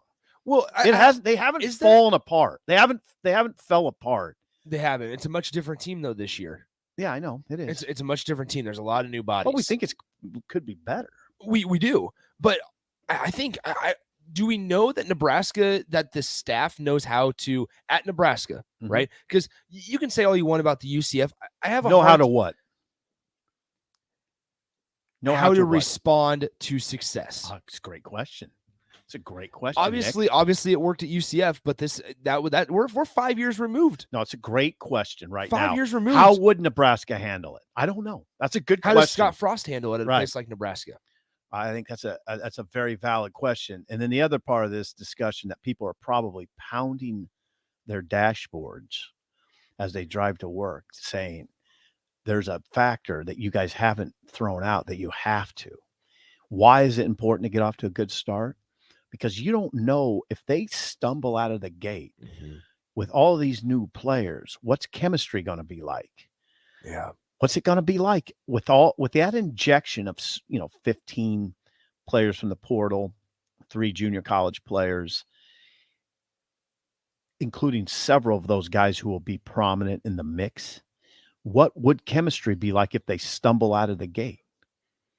As opposed to coming out strong, good feeling in the locker room. What's that?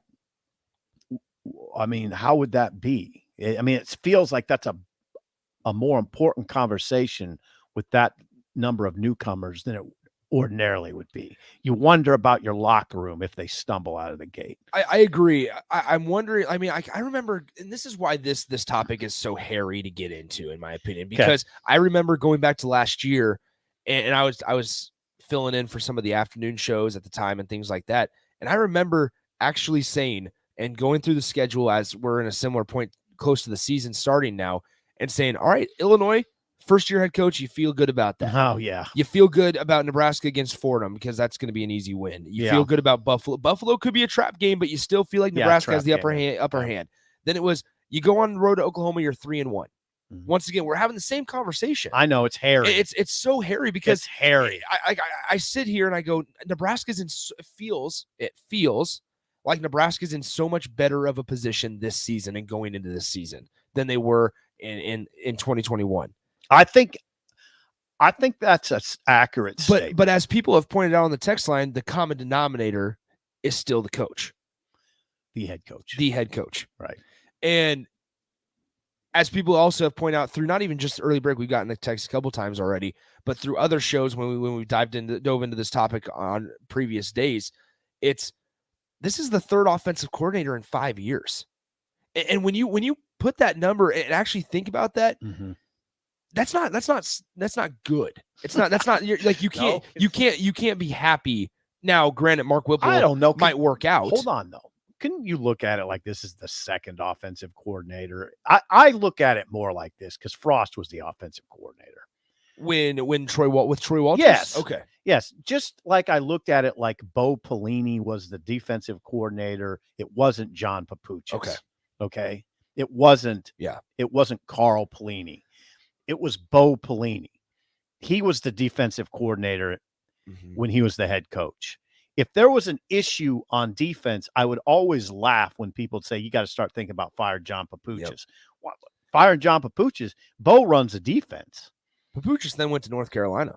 Yeah. Anyway, sorry. Wherever he went. But you see what I'm saying? I look at it like this is their second offensive coordinator. Okay, so maybe that we can't. Do you think Troy Walters was running the offense? No, absolutely. Do we know Matt Lubick was running the offense? offense? No, hell no. Okay. They weren't. I mean, I think Lubick was a little more involved. I think so too. Yeah, I think so too. But it's Frost offense, just like it was Bo's defense. So, second offensive coordinator. So, I mean, it's a similar conversation here. But I mean, sitting here and going, yeah, you look at the schedule and it's manageable, right? That's the word we used. We do this. We do. The big takeaway for me is you got to listen to yourself here, Nick. You obviously don't think this is a program that's really struggling badly. If from every offseason, we don't feel like they're struggling badly. That's been the problem. That's been the issue is that they have off-season success. But you maybe not to the extent that they've had this year. We're sitting here right now saying they got a chance to beat Oklahoma. We must not think that program's in miserable shape. Well, I think it's partially that, and I think that people think. See, I actually think Oklahoma is going to be a lot tougher than people are believing right now, because I'm a big believer in You like Dylan Gabriel. Venables? I like Gabriel. And do you like Venables? I like the hire. I think I do too. Maybe not for the Big 12, but I like the hire for the SEC. Okay. I think Venables was an SEC hire. I like the defensive oriented coach. I do too. Because they understand that they needed to make a change, and then they go out and get an offense coordinator in Levy from Ole Miss, who will be able to have full control of that offense, and they'll be able to trust him. It's the same conversation we're having with Nebraska. They're going to fully trust Levy the same way that Nebraska's fully trusting Mark Whipple. But I don't hear you saying Oklahoma's going to come in here and rattle Nebraska's teeth. I think it's going to be a close game. Then you must think Nebraska's pretty good. I think Nebraska should be pretty good. And I think that Oklahoma is also going to be pretty good. Now, am I going to be surprised if Nebraska goes out and loses that game? Probably not. Would you be surprised if they lose in a blowout? If Yes. Oklahoma, see, it's interesting. I find that Oklahoma-Nebraska discussion with fans to be very interesting because I hear virtually nobody say, I'm concerned about Oklahoma coming in here and running away with it. Like Nebraska rattled Oklahoma's teeth when John Blake was the head coach at Oklahoma. Yeah. It hasn't shifted that way. Now, if we can't on one hand say, I think it's going to be a close game against Oklahoma, and I wouldn't be surprised if Nebraska's win. We can't say that on one hand and say, man, Frost is doing a terrible job. No, well, so if that's the case, I mean, if Nebraska, let's say Nebraska's 3-1 and loses by one score against Oklahoma. Okay. You're still going to be able to say damn score. Nebraska. Yeah, you're still going to be able to say and fall back on, well, Nebraska started 3-0 and they beat the teams that they were supposed to beat. Right. Right. Oh, I 'Cause understand. That's this discussion is Nebraska's going to be favored in 5 of their first 6 games outside of that Oklahoma game. And if Nebraska, now I think a big part of it, and I had this discussion yesterday with Nathan, is how it looks. Yeah, well, it's always big. It's huge on how it looks. And that's what makes this whole conversation so difficult when you're talking about the grand scheme of Nebraska football and Scott Frost, is because a lot of it's subjective. How do you feel about it? Absolutely. Yeah. And now with that in mind, there are things you can point to. Turnovers. Yeah. Yeah. Fumbles, interceptions, are penalties, just special teams, just straight discipline. Yeah. What are those things going to look like? And what are they going to look like this year? Absolutely. And the tough part of that is, like I said, it's a lot of it's subjective. Gee whiz, you go down the Adrian Martinez discussion, and it's the most subjective conversation you'll ever have in your life from a fan base's point of view. Because one side is Adrian wasn't the problem, and the other side is Adrian is the only problem. He was extremely polarizing. He's a fascinating character to me, Adrian, because he's extremely polarizing. Just, I guess, in spite of the fact he doesn't have that sort of personality. He's not a polarizing personality. He's not like Draymond Green. Draymond Green's polarizing because of his personality, right? Yeah. He's sort of abrasive, sort of obnoxious. Would you ever describe Adrian Martinez as abrasive and obnoxious, Nick? No. Nothing. But he was very polarizing. He's fascinating to me that way because he's a polarizing figure for reasons that you typically don't associate with polarizing figures. Yeah. Right? It was mostly just based on whether he should be playing and why is he not good in the clutch. And it was just the same thing over and over and over. Right. It was the same problem repeating itself every single day. That conversation's gone. Yeah. So that is probably helpful. You know what? Probably helpful for both parties. Absolutely. And it's what's best for both parties. Now, with that in mind, it's hard for me, and Nebraska fans might not like this. There's a part of me that would love to see Adrian Martinez get an opportunity in Mark Whipple's offense with the personnel around him. Okay. I would too. I totally understand where you're coming from. But now, with that being ship said, has sailed, Nick. It's sailed, and it's okay that it's sailed because we don't have time. Scott Frost does not have time to experiment with that. And so I think, like you said, ship has sailed, and it's best for both parties. Here's the other thing you have to add to this conversation. We're doing this thing. We're very casual about something that we shouldn't be, and that is, North Dakota is still a team that could come in and probably, ruin everything. Man, certainly Georgia Southern is that. Think about it, Sip. Though, if that happens, if that unthinkable happens. Think Illinois last year. It's not unthinkable. Okay, so Okay, it's college so football now. It is college football. I'm not talking. This is not a Nebraska discussion as much as it's just a college football discussion. It is. But okay, so let's think about that. Talent spread out. Think Illinois times 10 last year. Illinois on steroids. The reaction after the game was awful. That is what North Dakota would be, or Georgia Southern. Yeah, horrifying. Illinois on steroids. Illinois reaction on steroids. I don't even know. I don't know if I'd say that. Illinois was pretty bad.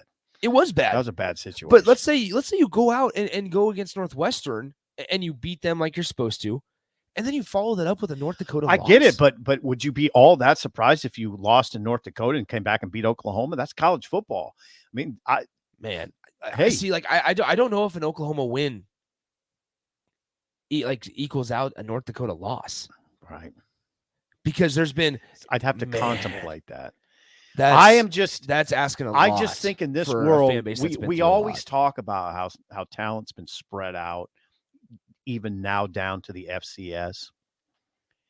And so I don't take those games for granted. And I don't know how, as a Nebraska fan, you can do that with the way the program has gone in the last several years, not even just during the Frost era. Yeah. Just the way things have gone since the early 2000s. How could you look at North Dakota and Georgia Southern and mark those off casually as wins?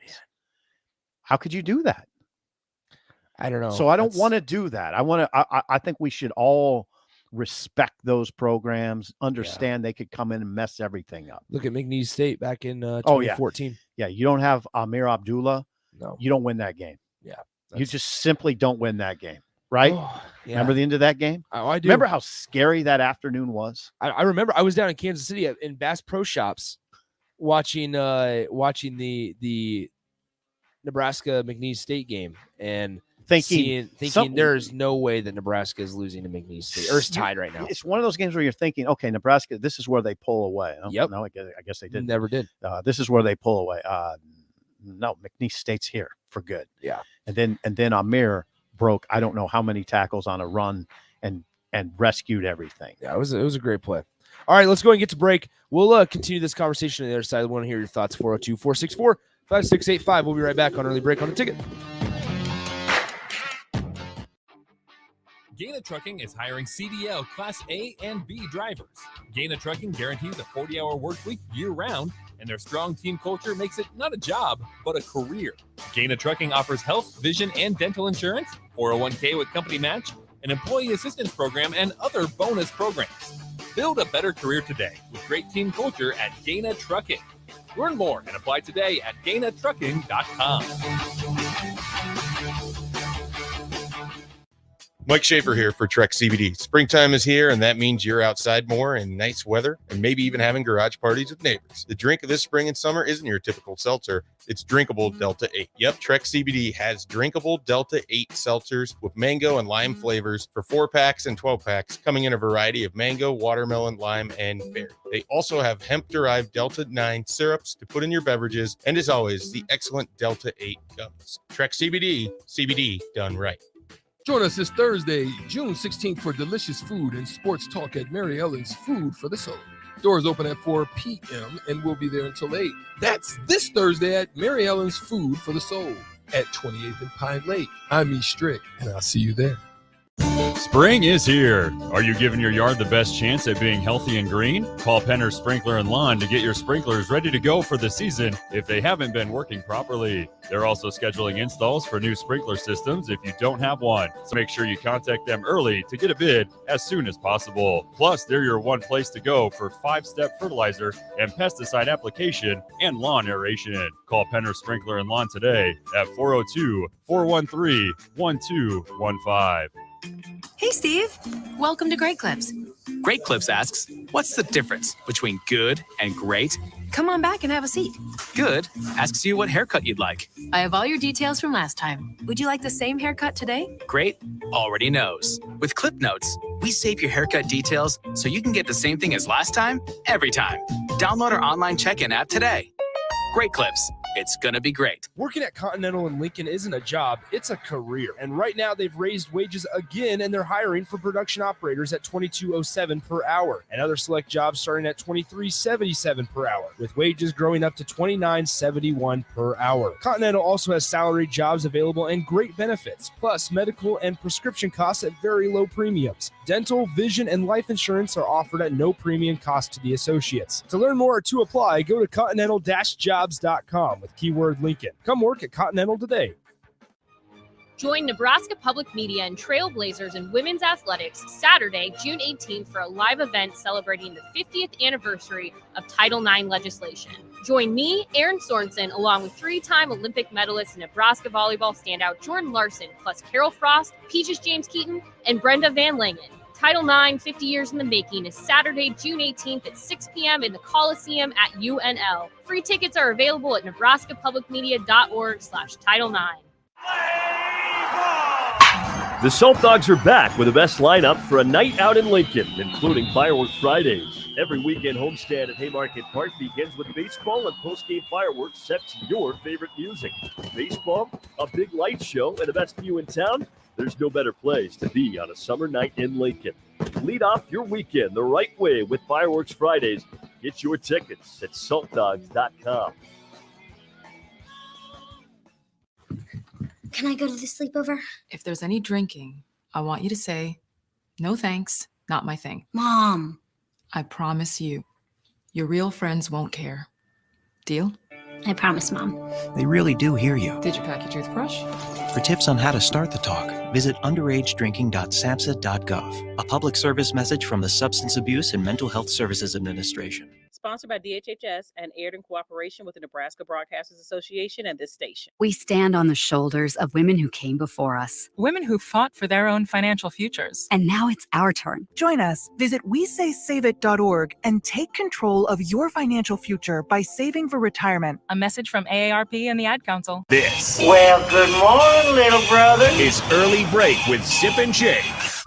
Weekday mornings from 6 to 8 on 93.7 The Ticket and theticketfm.com.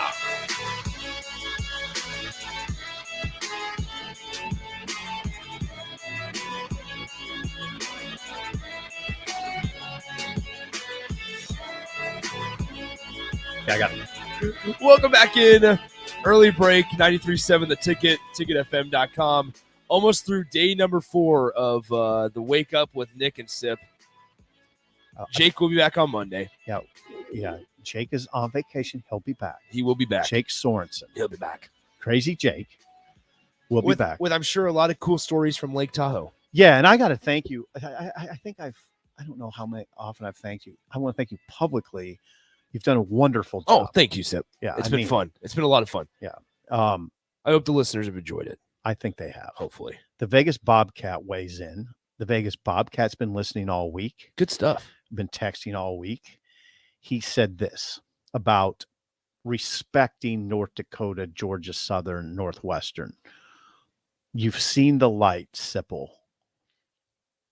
Why are you so assuming you will beat Northwestern? It's because of elitism. It's because elitism. Nebraska fans are trained, many Nebraska fans of a certain age have been trained just to take for granted certain things, certain games. We have to get away from that. Yeah. Nebraska is no longer the program that you can take for granted any game. I was going to say that maybe that's what I was looking for last segment when you said something along the lines of that's how college football is now. You know, North Dakota or any group of 5 team can come in and win a game against a Power 5 program nowadays. FCS. I would say more. That's just how Nebraska is. They wait. What? That's how Nebraska is. That's college football, Nick. To an extent, but in the last, how about Kansas State? How many games have they lost to North Dakota State? Well, do you scoff at North Dakota State I don't scoff at the upper level FCS teams. I don't think you can. But I'm also saying that what makes this conversation tougher to have is when you sit back and you realize that Nebraska's like that. All right. Is they allow that to happen. Well, Nebraska's sunk into where a lot of teams are. Yeah. I mean, come on, Nebraska hasn't sunk so far No, back. definitely not. No. They're in a pack of what? What would you say? Nebraska's in a pack of they're, from about number 25 in the country to what? Number 60? Pretty similar situations, right? Yes. Wouldn't you say Nebraska's in that pack? If Nebraska goes 3-0, Nick, they'll probably be in the top 25. And you would agree they have a pretty good chance to go 3-0. If Absolutely. they go So- 3-0 and play well, my guess is they'll be ranked for the Oklahoma game. So we mentioned that. So we were talking about how this whole topic came up because Nebraska's, as of June 16th, 2022, Nebraska's favored in 5 of their first 6 games. Favored. So you would, if they do their job, right? The biggest thing that we've talked about Nebraska and what's been missing is they just need to do their job. They would be 5-1 heading into week 7, which I believe is Purdue. With that in mind, would be at Purdue in a very tough game. With Aiden O'Connell, who is the second best quarterback in the Big Ten, according to Athlon's preseason rankings. And keep in mind that Purdue feels like the strength of its team is its defense. Yes. So it's not only O'Connell. After they lost George Karlaftis. Right. So that tells you something. But so Bird in Columbus sent this in last segment, and I wanted to get to it. He sent in his book as of this morning. Nebraska, 12.5-point favorite against Northwestern, 29.5-point favorite against North Dakota, 20.5-point favorite against Georgia Southern. Now, when I say take care of business, I think Nebraska fans are at a point. They don't care if Nebraska covers. I don't think so either. Just get the job done. Right. And look good, though. Look good doing it. Yeah. You can win a game against Georgia Southern by 14 points without turning the ball over.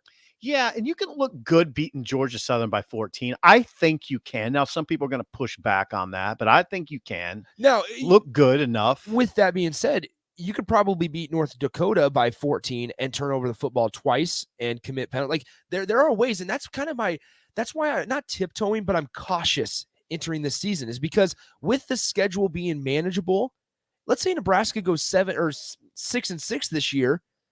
And they go against a manageable schedule. They go 6-6.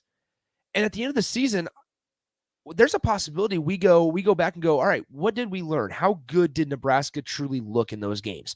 Because you'll play Indiana, and Indiana doesn't have a quarterback. They went 2-10 last year, and they don't have a very high ceiling this year. No, they don't. So you could really don't. Like there are possibilities that Nebraska, just on sheer talent, on pure talent, will be able to beat some of the teams that they play on the schedule this year. North Dakota being one of them, Georgia Southern being another, Indiana being one, Rutgers being another. Rutgers. Yeah. So like you sit here and you go, all right, there's a way that Nebraska looks at this or is at the end of the season. And we look back and go, they didn't win they won against X team, but did they look good doing it? Did the development, were we proven that there was development? Were we shown that there's been development from week 0 against Northwestern to week 12 against Iowa? Well, what are you looking for? We know what discipline. Exactly. Discipline that leads to fewer flags up front, for instance. Mm-hmm. Remember the start to the Oklahoma game with the flags on the offensive line, which was a debacle. It was a debacle. So, okay, you're looking for special teams improvement. I'm not asking for the number one special Absolutely teams. Not. I'm not asking for the number one special teams team in the country. I'm just asking for obvious improvement, starting with the people who touch the ball, the punter, the place kicker, and the return man. So sorry, go ahead. Okay, we're looking for those things. And you're looking for a team. I'm looking for a team on offense that's more well-rounded, and I'm looking for a team on defense that is consistently strong against the run. Mm-hmm. And that's if you're asking me what I'm looking for, those are the main things. I agree with you. And so this actually works into the conversation that I was having with Nathan yesterday, Sip, and I want to get your thoughts on this. I said the way that college football is now, like if you want to think about a 2-year plan for Nebraska, a 2-year plan from this point, if they go 8-4 this year and they show development, you're encouraged for next season.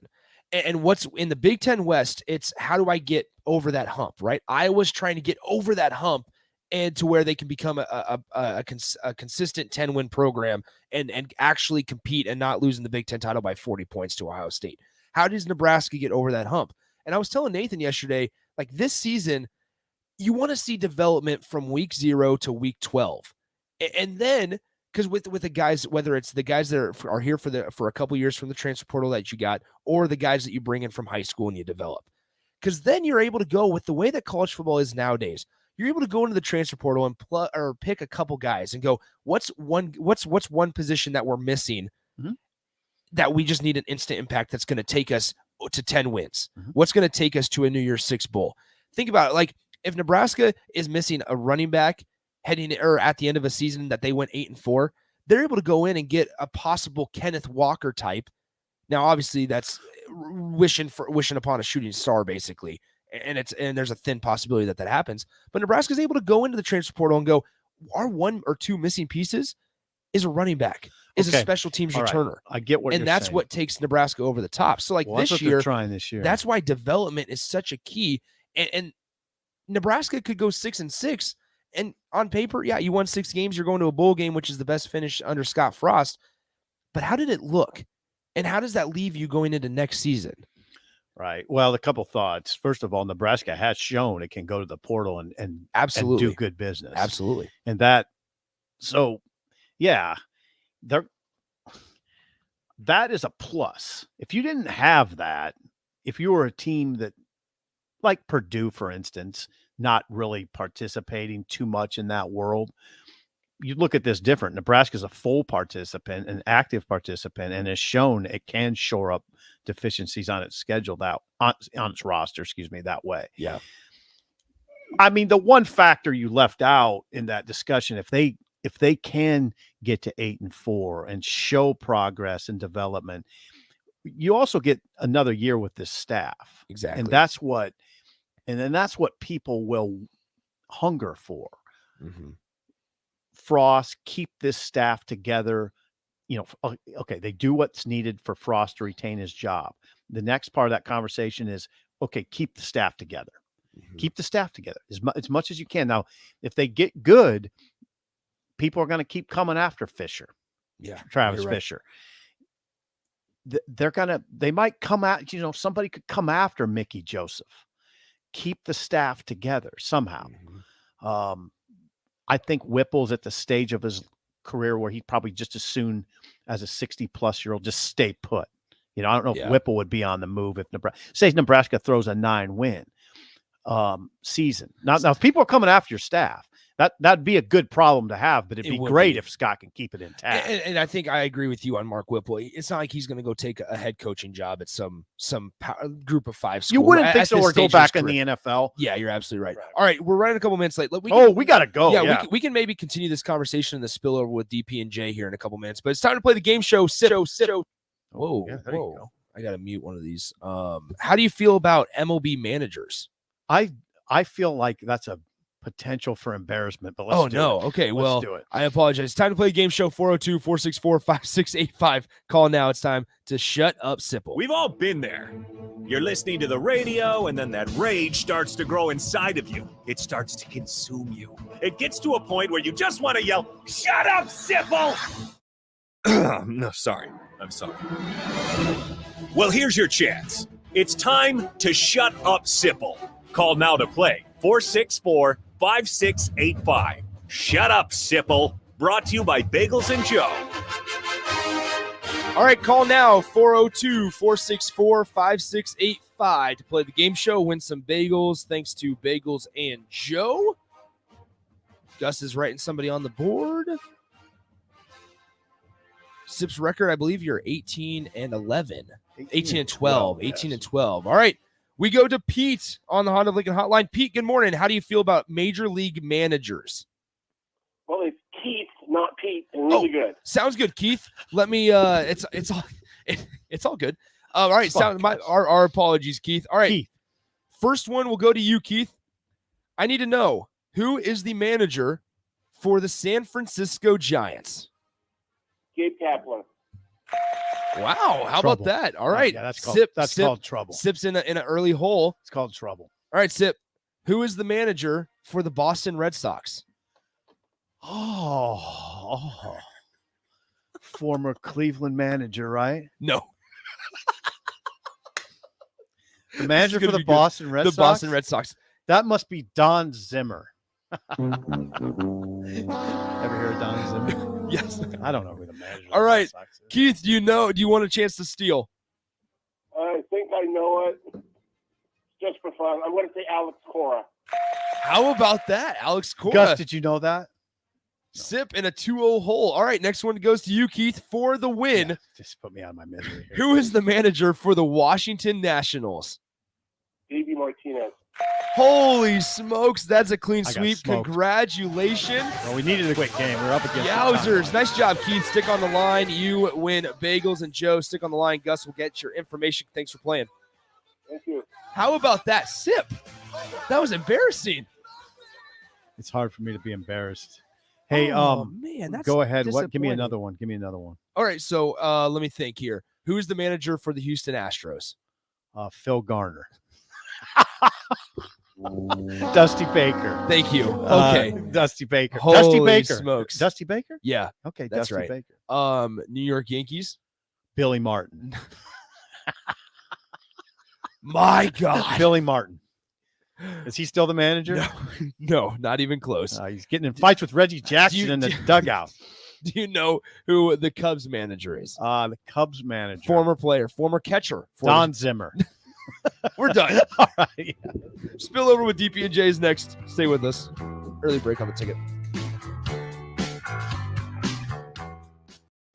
Mike Schaefer here for Trek CBD. Springtime is here, and that means you're outside more in nice weather and maybe even having garage parties with neighbors. The drink of this spring and summer isn't your typical seltzer. It's drinkable Delta 8. Yep, Trek CBD has drinkable Delta 8 seltzers with mango and lime flavors for 4-packs and 12-packs, coming in a variety of mango, watermelon, lime, and berry. They also have hemp-derived Delta 9 syrups to put in your beverages, and as always, the excellent Delta 8 gummies. Trek CBD, CBD done right. This is your High School Minute. With your Southeast Community College High School Minute, I'm Gus Cottle. It's a different group of players than the ones that carried Lincoln East deep into the Nebraska State baseball tournament. With an overhauled roster, Lincoln East Legion baseball team, Carpetland, has continued its winning ways. With a 10-2 victory over Lincoln Northeast Legion team, Judd's Brothers, Carpetland has secured the 2022 Mike Peterson Coach K Legion baseball tournament crown. After breaking his arm and missing much of the 2020 season due to the pandemic, Pius X graduate and 2018 MLB draft pick Michael Hellman will make his AAA debut with the Minnesota Twins AAA affiliate, the St. Paul Saints. This has been your Southeast Community College High School Minute. Learn more today at southeast.edu with locations in Lincoln, Beatrice, and Milford.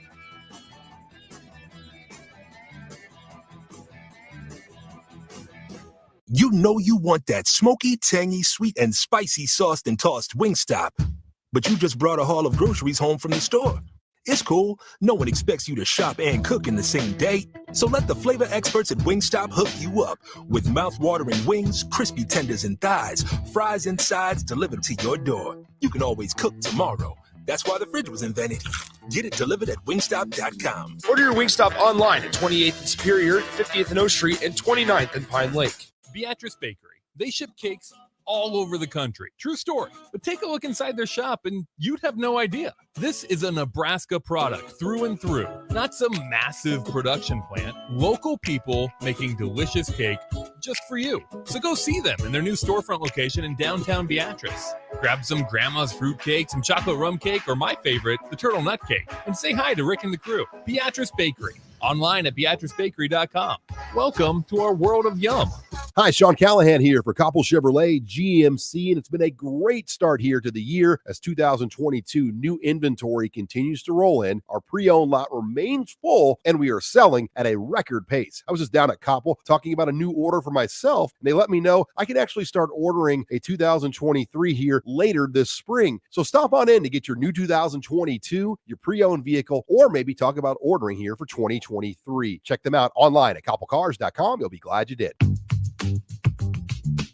Sandhills Global is hiring. Check out sandhills.jobs for more information. Sandhills is looking to fill hundreds of new openings in sales, traveling support, software development, web design, and more. Sandhills has a professional culture and is fast-paced with a focus on growth, innovation, and leading-edge technologies. Career and internship opportunities are available at our global headquarters in Lincoln, Nebraska. Apply today at sandhills.jobs. Brown Shoe Fit has all types of shoes for you to excel this summer. Check out their new Keen and Tiva brand sandals for hiking and Olukai sandals for sitting by the pool. Plus, they're stocked up on Hey Dudes to catch you up on the latest shoe fashion. They also have shoes in brands like Brooks, Hoka, Merrell, On, and many more. Browns has the local professionals to get the proper fit, aided by their high-tech foot scanner by Aetrex. Stop by Brown Shoe Fit today, just south of 66th and Q in Lincoln. Get a lot of advice about self-care these days, but one of the most important self-care steps we can take is making sure we're financially secure later in life. For small steps you can take to save for retirement, visit WeSaySaveIt.org. A message from AARP and the Ad Council. Gaina Trucking is hiring CDL Class A and B drivers. Gaina Trucking guarantees a 40-hour work week year-round, and their strong team culture makes it not a job, but a career. Gaina Trucking offers health, vision, and dental insurance, 401k with company match, an employee assistance program, and other bonus programs. Build a better career today with great team culture at Gaina Trucking. Learn more and apply today at GainaTrucking.com. Join us this Thursday, June 16th for delicious food and sports talk at Mary Ellen's Food for the Soul. Doors open at 4 p.m. and we'll be there until 8. That's this Thursday at Mary Ellen's Food for the Soul at 28th and Pine Lake. I'm E. Strick, and I'll see you there. This is Lincoln's home for sports talk on the FM dial. Also online at theticketfm.com. On the internet. KNTK FM Firth, 93.7 The Ticket. We're on the air. Back Well, party's starting early today, isn't it? to more of Early Break with Sip and Jake. On 93.7 The Ticket and theticketfm.com.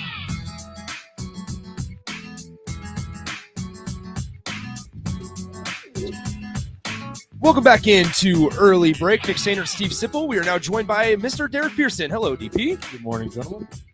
So, DP, we were talking during the break. You guys were at Dak Shack and Lincoln's Pub and Franco's last night for all the Ticket Weeknight shows. And you were telling us about the food. Just remarkable. Well, that was my third engagement with them. So we had Sunday morning pancakes there with Nori and Banks. And they, when we walked into the place, like Taylor and Don, they greeted us, and it was, they wanted to show off. So they created for the guys these Fruity Pebbles pancakes. Fruity Pebbles pancakes. It sounds delicious. And I mean, to tell you, one bite and I went, okay, I'm awake and this is amazing.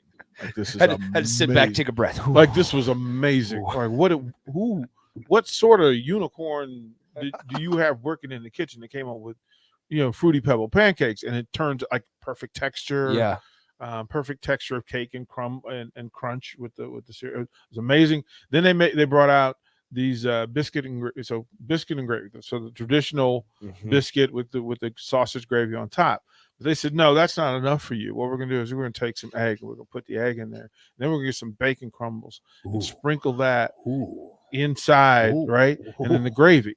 And you wanna think, but it's lick the fork good.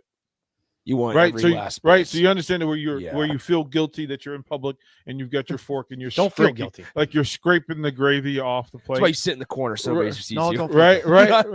Don't feel guilty. Right. So then they decided, okay, hey, we're really going to show off. So they brought these churros, these mini churros. Oh, okay. And like it's a basket full, like beignet type. And you're just okay. Again, nicely done. Then they broke out the pizzas. Whoa, this is a feast. The pizzas were delicious. So he brought in 4 pizzas the other day.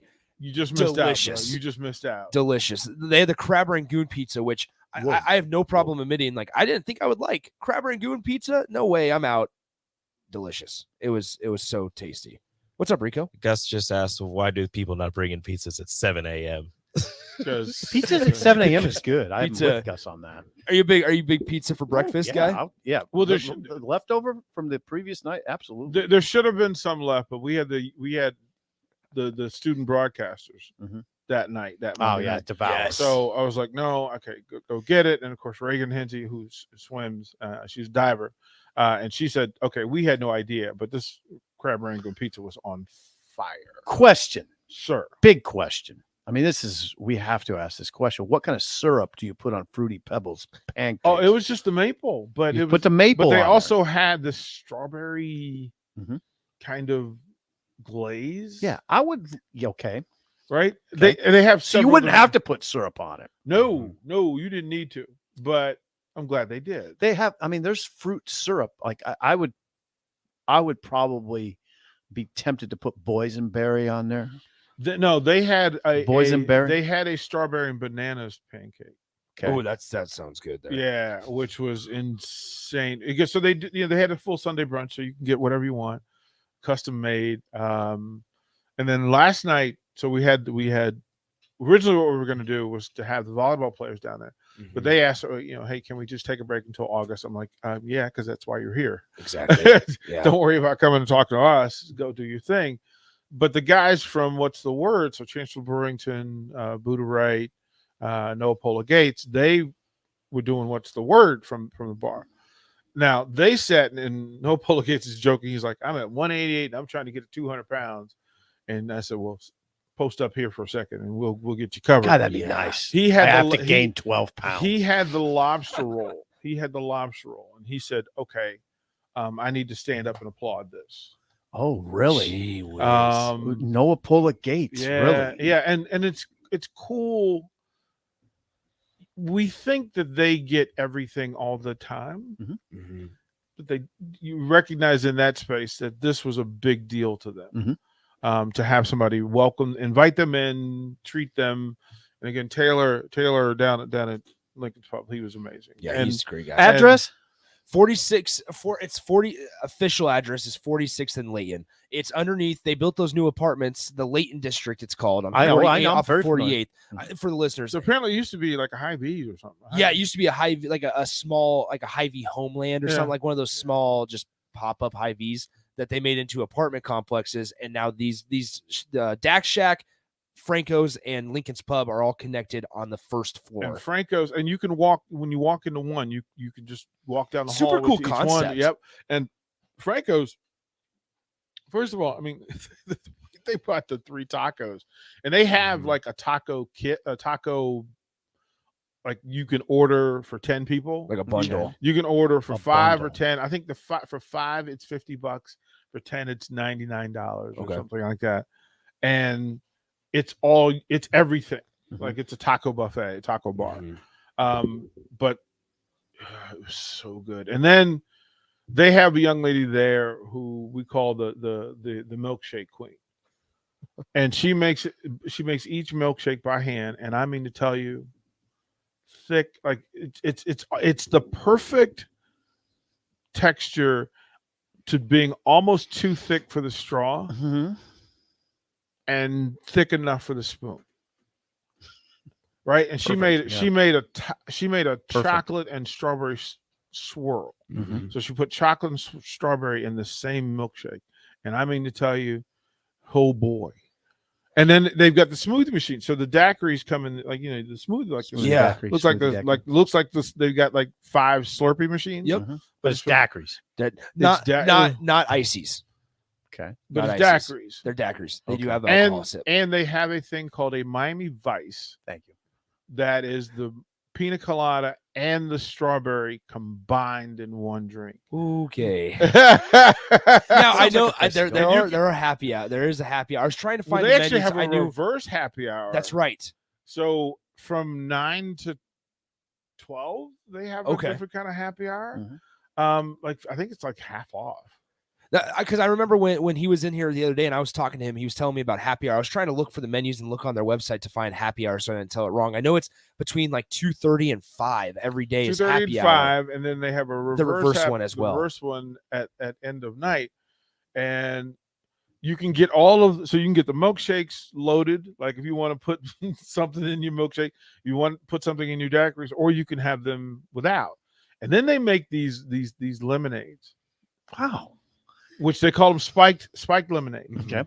Raspberry, mango, Summer drink. Summer Yeah. drinks, and you can either load them or take them plain. So I had the pink lemonade, and then they put the pink lemonade with the strawberry, and I was just like, okay, again, I'm sold. Like I'm in. Like you guys, I believe you now. Summer drink. Oh, perfect. well, drink because for the it was summer. it was Especially if you're out on the patio. It was 90. It was 95. Well, the Lincoln Pub patio was full. Yes. What's it? It At was what good. time? I'm glad. We got there at like 5:30. Okay. And it was full because we Good stuff. went on air at 6. And Derek Walker showed up. Again, Reagan Hensey showed up. We had just different Husker athletes showing up just to come hang out. And then here's the beauty of what happens with the student athlete shows. Mhm. They are usually scared out of their minds first time. Mhm. Second time, they're still scared, a little tentative. They're not sure what's going on. Somewhere around show 5 or 6, they get their grown-up giraffe legs, right? And then they start to find their lane. Well, last night, I have to tell you, the second hour of What's the Word, I was in tears crying because they were telling stories of like their scariest moments on the field. And then they they said, well, we know how we're going to fix special teams. We're going to have students on the sideline who just rush the field anytime somebody's on the punt return. They went totally out of left field. Good idea. Awesome. And to hear those guys, Noah Pola-Gates is like, I understand now what his friction is going to be because he may just be the most zen college student athlete I've ever been around. But he's got the bloodline, right? Like, you got Uncle Troy Polamalu looking over your shoulder, right? Yeah. You got, right? Yeah. But what also has emerged is this burn. He's got that slow burn that where greatness is calling him, and he can't resist it now. And he's trying to get comfortable in, can I release this fury, this anger, this aggression? And Buddha, right? I mean, you forget that. I mean, like his dad was a dude, Exactly. and that Toby. at 6'5.5", Big dude. He was way taller when I saw. I did not realize that he was as big as he is. if he gets healthy, Yeah, and stays healthy. Yeah. it all Absolutely. changes for them. So, and then of course Chancellor. I mean, his Chancellor dad, Brewington. his dad came on. His dad Jamie came on. Oh, really? And so Jamie played at VCU right after I did. Whoa. So we immediately went back into that space. But Jamie said, I'm surprised and thrilled at the version of Chancellor that's evolving because he's on this show now. That he's beautiful. He's now That's good. That's getting beautiful. he's now getting to evolve and mature, and now he's beginning to say, okay, not only do I want more, but I need to do more. And then last night he said a thing. He goes, yeah, getting used to doing the extra work. And I said, well, think about it this way, that maybe once you stop identifying it as extra work is when the team goes over the bridge. And he goes, yeah. That's Like the interesting. moment I stop, That's an the light moment you bulb. stop saying that this is extra work, that I got 30 minutes of extra work after practice, and just saying, nope, I got my work. Yeah. Yeah. That's an interesting way to look at it. Right. But that's what in the evolution. No, that's a good point. right. Yeah, I never thought about it that Oh, way. that's a to where really good way your to think mind, Your about mind it. thinks, dang, I got to go do Extra. extra. I Oh, don't it's need just to work. do that. It makes it sound Just work. optional. Makes Just it sound work. optional. Yeah. And so they had some. It does make it sound optional. Well, Thank you, DP. Because it's familiar, Right. and it's what everybody says, and I'm Right. like, no, stop saying what everybody Take says. the label off Yeah. of it. Go get to work. Like if you guys are going to do the same thing that you've always done, even if it's the extra work, you're going to get what you got. Mhm. And to hear them say, no, look, I need to, like, I pushed. I'm like, well, ask Noah Pola-Gates, how much film time do you spend? And he gave, and it's a great answer that, that he's a consumer of film study, Mhm. right? Yes. Mhm. But then I asked, how many times do you walk into Coach Fisher's office and demand that he sit and watch film with you? Mhm. And he goes, and he right away he went, not enough. Like it hit him that this was a thing that could happen quickly if he instigated it. Like Mhm. you can't wait for Travis Fisher to make you great. That's right. Travis You- Fisher doesn't want you to wait. Matter of fact, you've got to push Travis Fisher. Mhm. Hey, listen, you be at his door like every day. Like I want to the point where, okay, enough. You can go home now. Yeah. Interesting. Like, okay, young Noah Polo Gates, go home. I'm glad you brought up the Dak Shack. Yeah, that's really interesting. So we've had a couple people that have texted in saying they joined late. So this place, Dak Shack, Franco's, and Lincoln's Pub, they're all connected. 3 separate places with different ideas, but they're all connected and they're all owned by the same people over there on 48th and Layton. They're on the first floor of the Layton District Apartments. So when you pull into over the there. lot, the apartments, you see the bridge, like there's a Yes. crossover, but to the left are the 3 restaurants. Mm-hmm. You can, and again, the beauty of it, I mean, you walk into one and then you just go left or right and you can get into all 3. Oh, yeah. And then all 3 restaurants honor the other 2 restaurants. Oh, cool. Okay. So Hooray you for the north side of Lincoln, by the way. So you Hooray can, for the north side. You can go to Dak Shack, get a daiquiri, and still get the kind stone of oven. cross over a You little can bit. still get the stone oven Nice. pizzas It's like a or the burrito, spillover. or the Yeah. burritos, Nice. and it's 3 different. It's 3 different concepts, and you watched.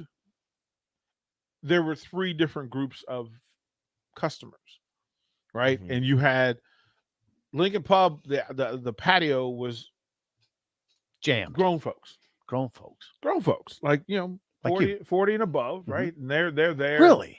Yeah, 40 and above, they're there. And then Lincoln Pub inside was a little more grown folks who just didn't want to be out in the sun, but they still wanted to have a good drink. When you went down to Dak Shack, mainly women. Okay. Women and couples.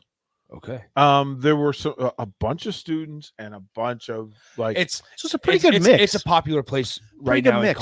for college students. I've heard a lot about it. Did you make it home in time for the end of the Stanley Cup? I was just It was gonna on. ask him It that. was on, and it was Yeah, on. in the okay, bar. saw it. And so through those things, I mean, I'm usually on my laptop Exactly. watching these games anyway.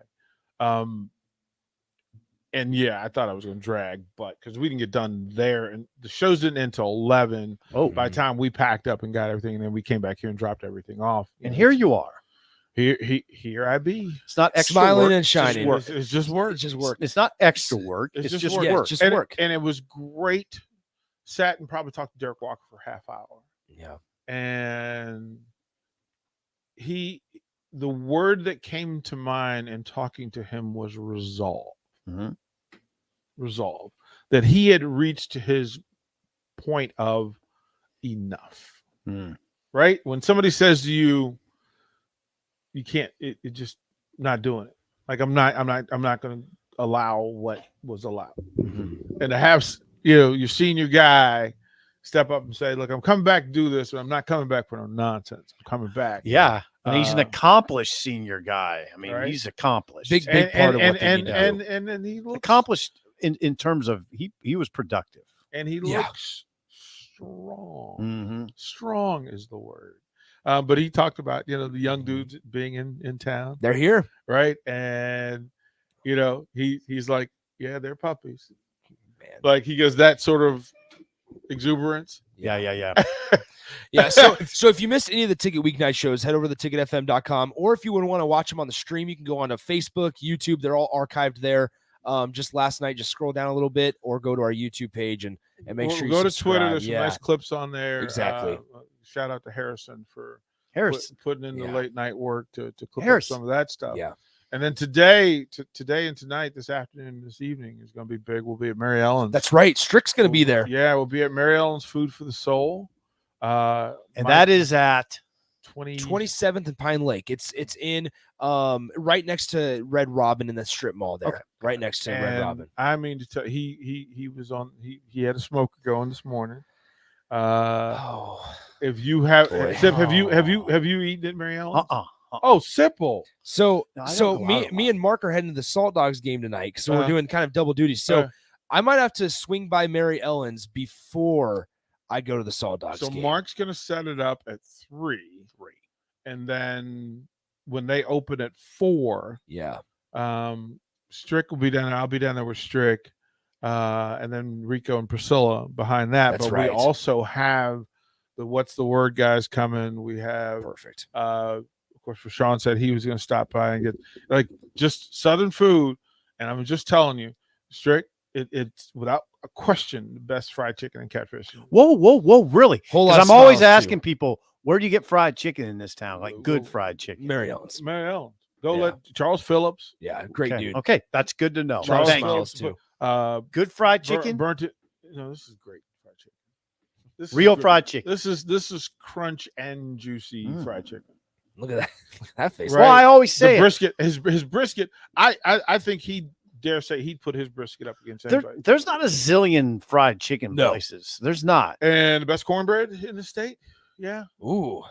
Yeah. Okay. Best This- cornbread. you got my like, interest with yeah, the fried best chicken. cornbread, mac and cheese, like real mac and cheese. Yeah. Real collard greens. I mean, it's the full on shebang. So, and Mary then Ellen's. I think we're raffling off the signed Neil Smith jersey. Yeah. Oh, So, sweet. Cool. but it's for folks who get to Mary Ellen's today. Yep. Put their name in the box, and then at the end of show tonight with Priscilla and Rico, they'll give it away. So- Okay, last thing before we get out of here. Uh-huh. We were talking in the 6 o'clock first segment. NHL viewership is up 30%. What is the biggest contributing factor to that in your eyes? Putting the games on TV. That's Real that's TV. ESPN. Well, I just shouldn't say that. No, No, put no it on offense to TV. NBC. No offense to NBC. No. If they were smart, that would.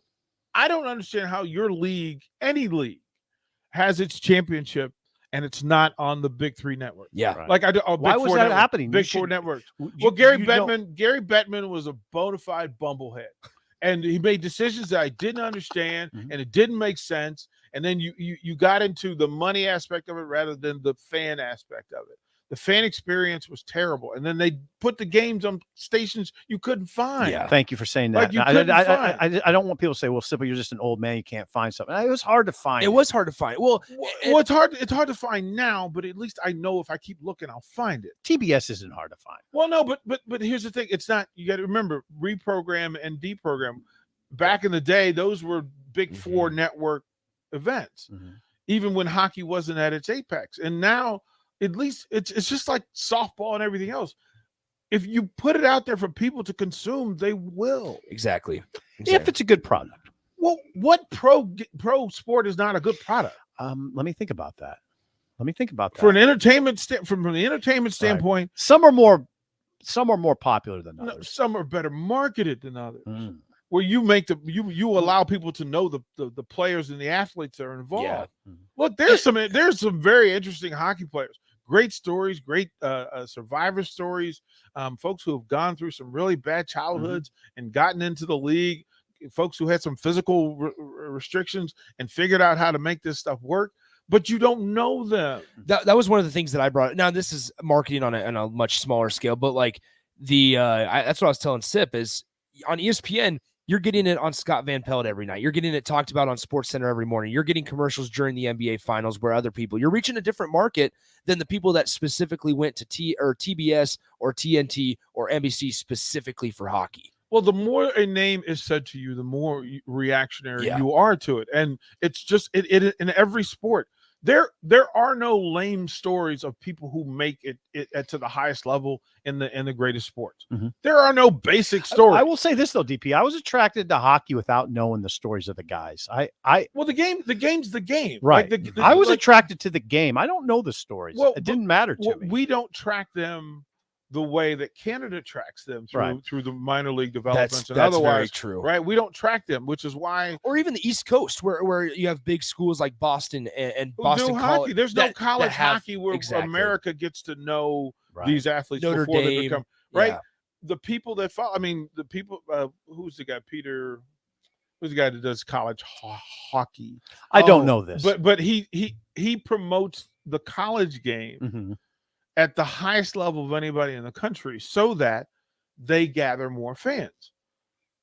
The game is great. NASCAR's fine, but you need to know who the drivers are and who the teams are and the history. And most of America doesn't That know helps. it, That right? definitely college helps. lacrosse. That- Look, there are pockets of America where you talk college lacrosse. They talk about it like y'all talk about the Huskers, but because it's made available to them in high volume. Yeah, that's true. The next step of some people's hockey fandom, mine and yours probably, Yeah. is to get better knowledge of the individuals. Yes. I have And a the very histories of the teams. right. I think so too. Yeah, I was drawn immediately to the Lightning because, oh man, they've won 27 straight playoff series. Look at John Cooper; he's doing an incredible job. I'm very interested in the Tampa Bay Lightning all of a sudden.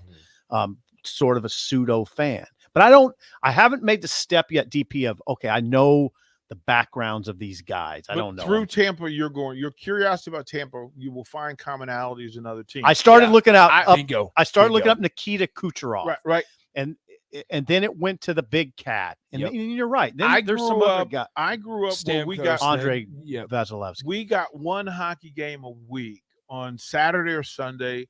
Generally, it was either Montreal and the Mahavlovich brothers, right? Yes. Because there was 3 of them, or Boston and Bobby Orr and Okay. Esposito, or the Phil. Phillies and the Flyers and the Bullies. I was in DC. We got an expansion team in the 70s. It was terrible hockey. Terrible. It was awful. It was horrible. Horrible. But because they were the lovable losers, it was like, oh, Yeah. oh, Really? we only lost by 3 goals last night. Yeah. That's amazing.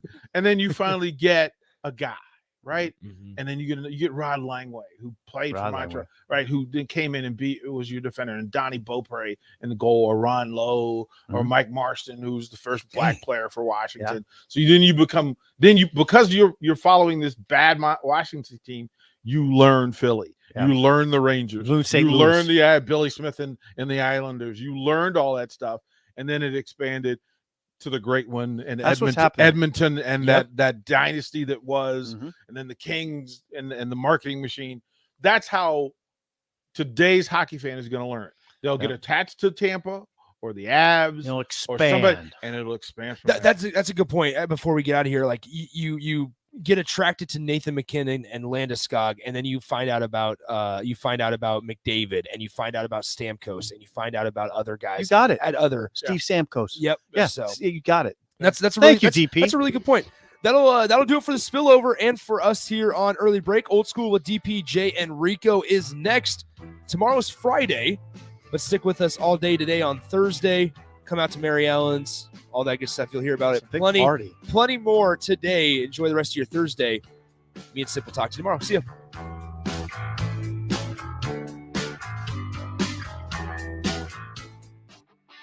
Gaina Trucking is hiring CDL Class A and B drivers. Gaina Trucking guarantees a 40-hour work week.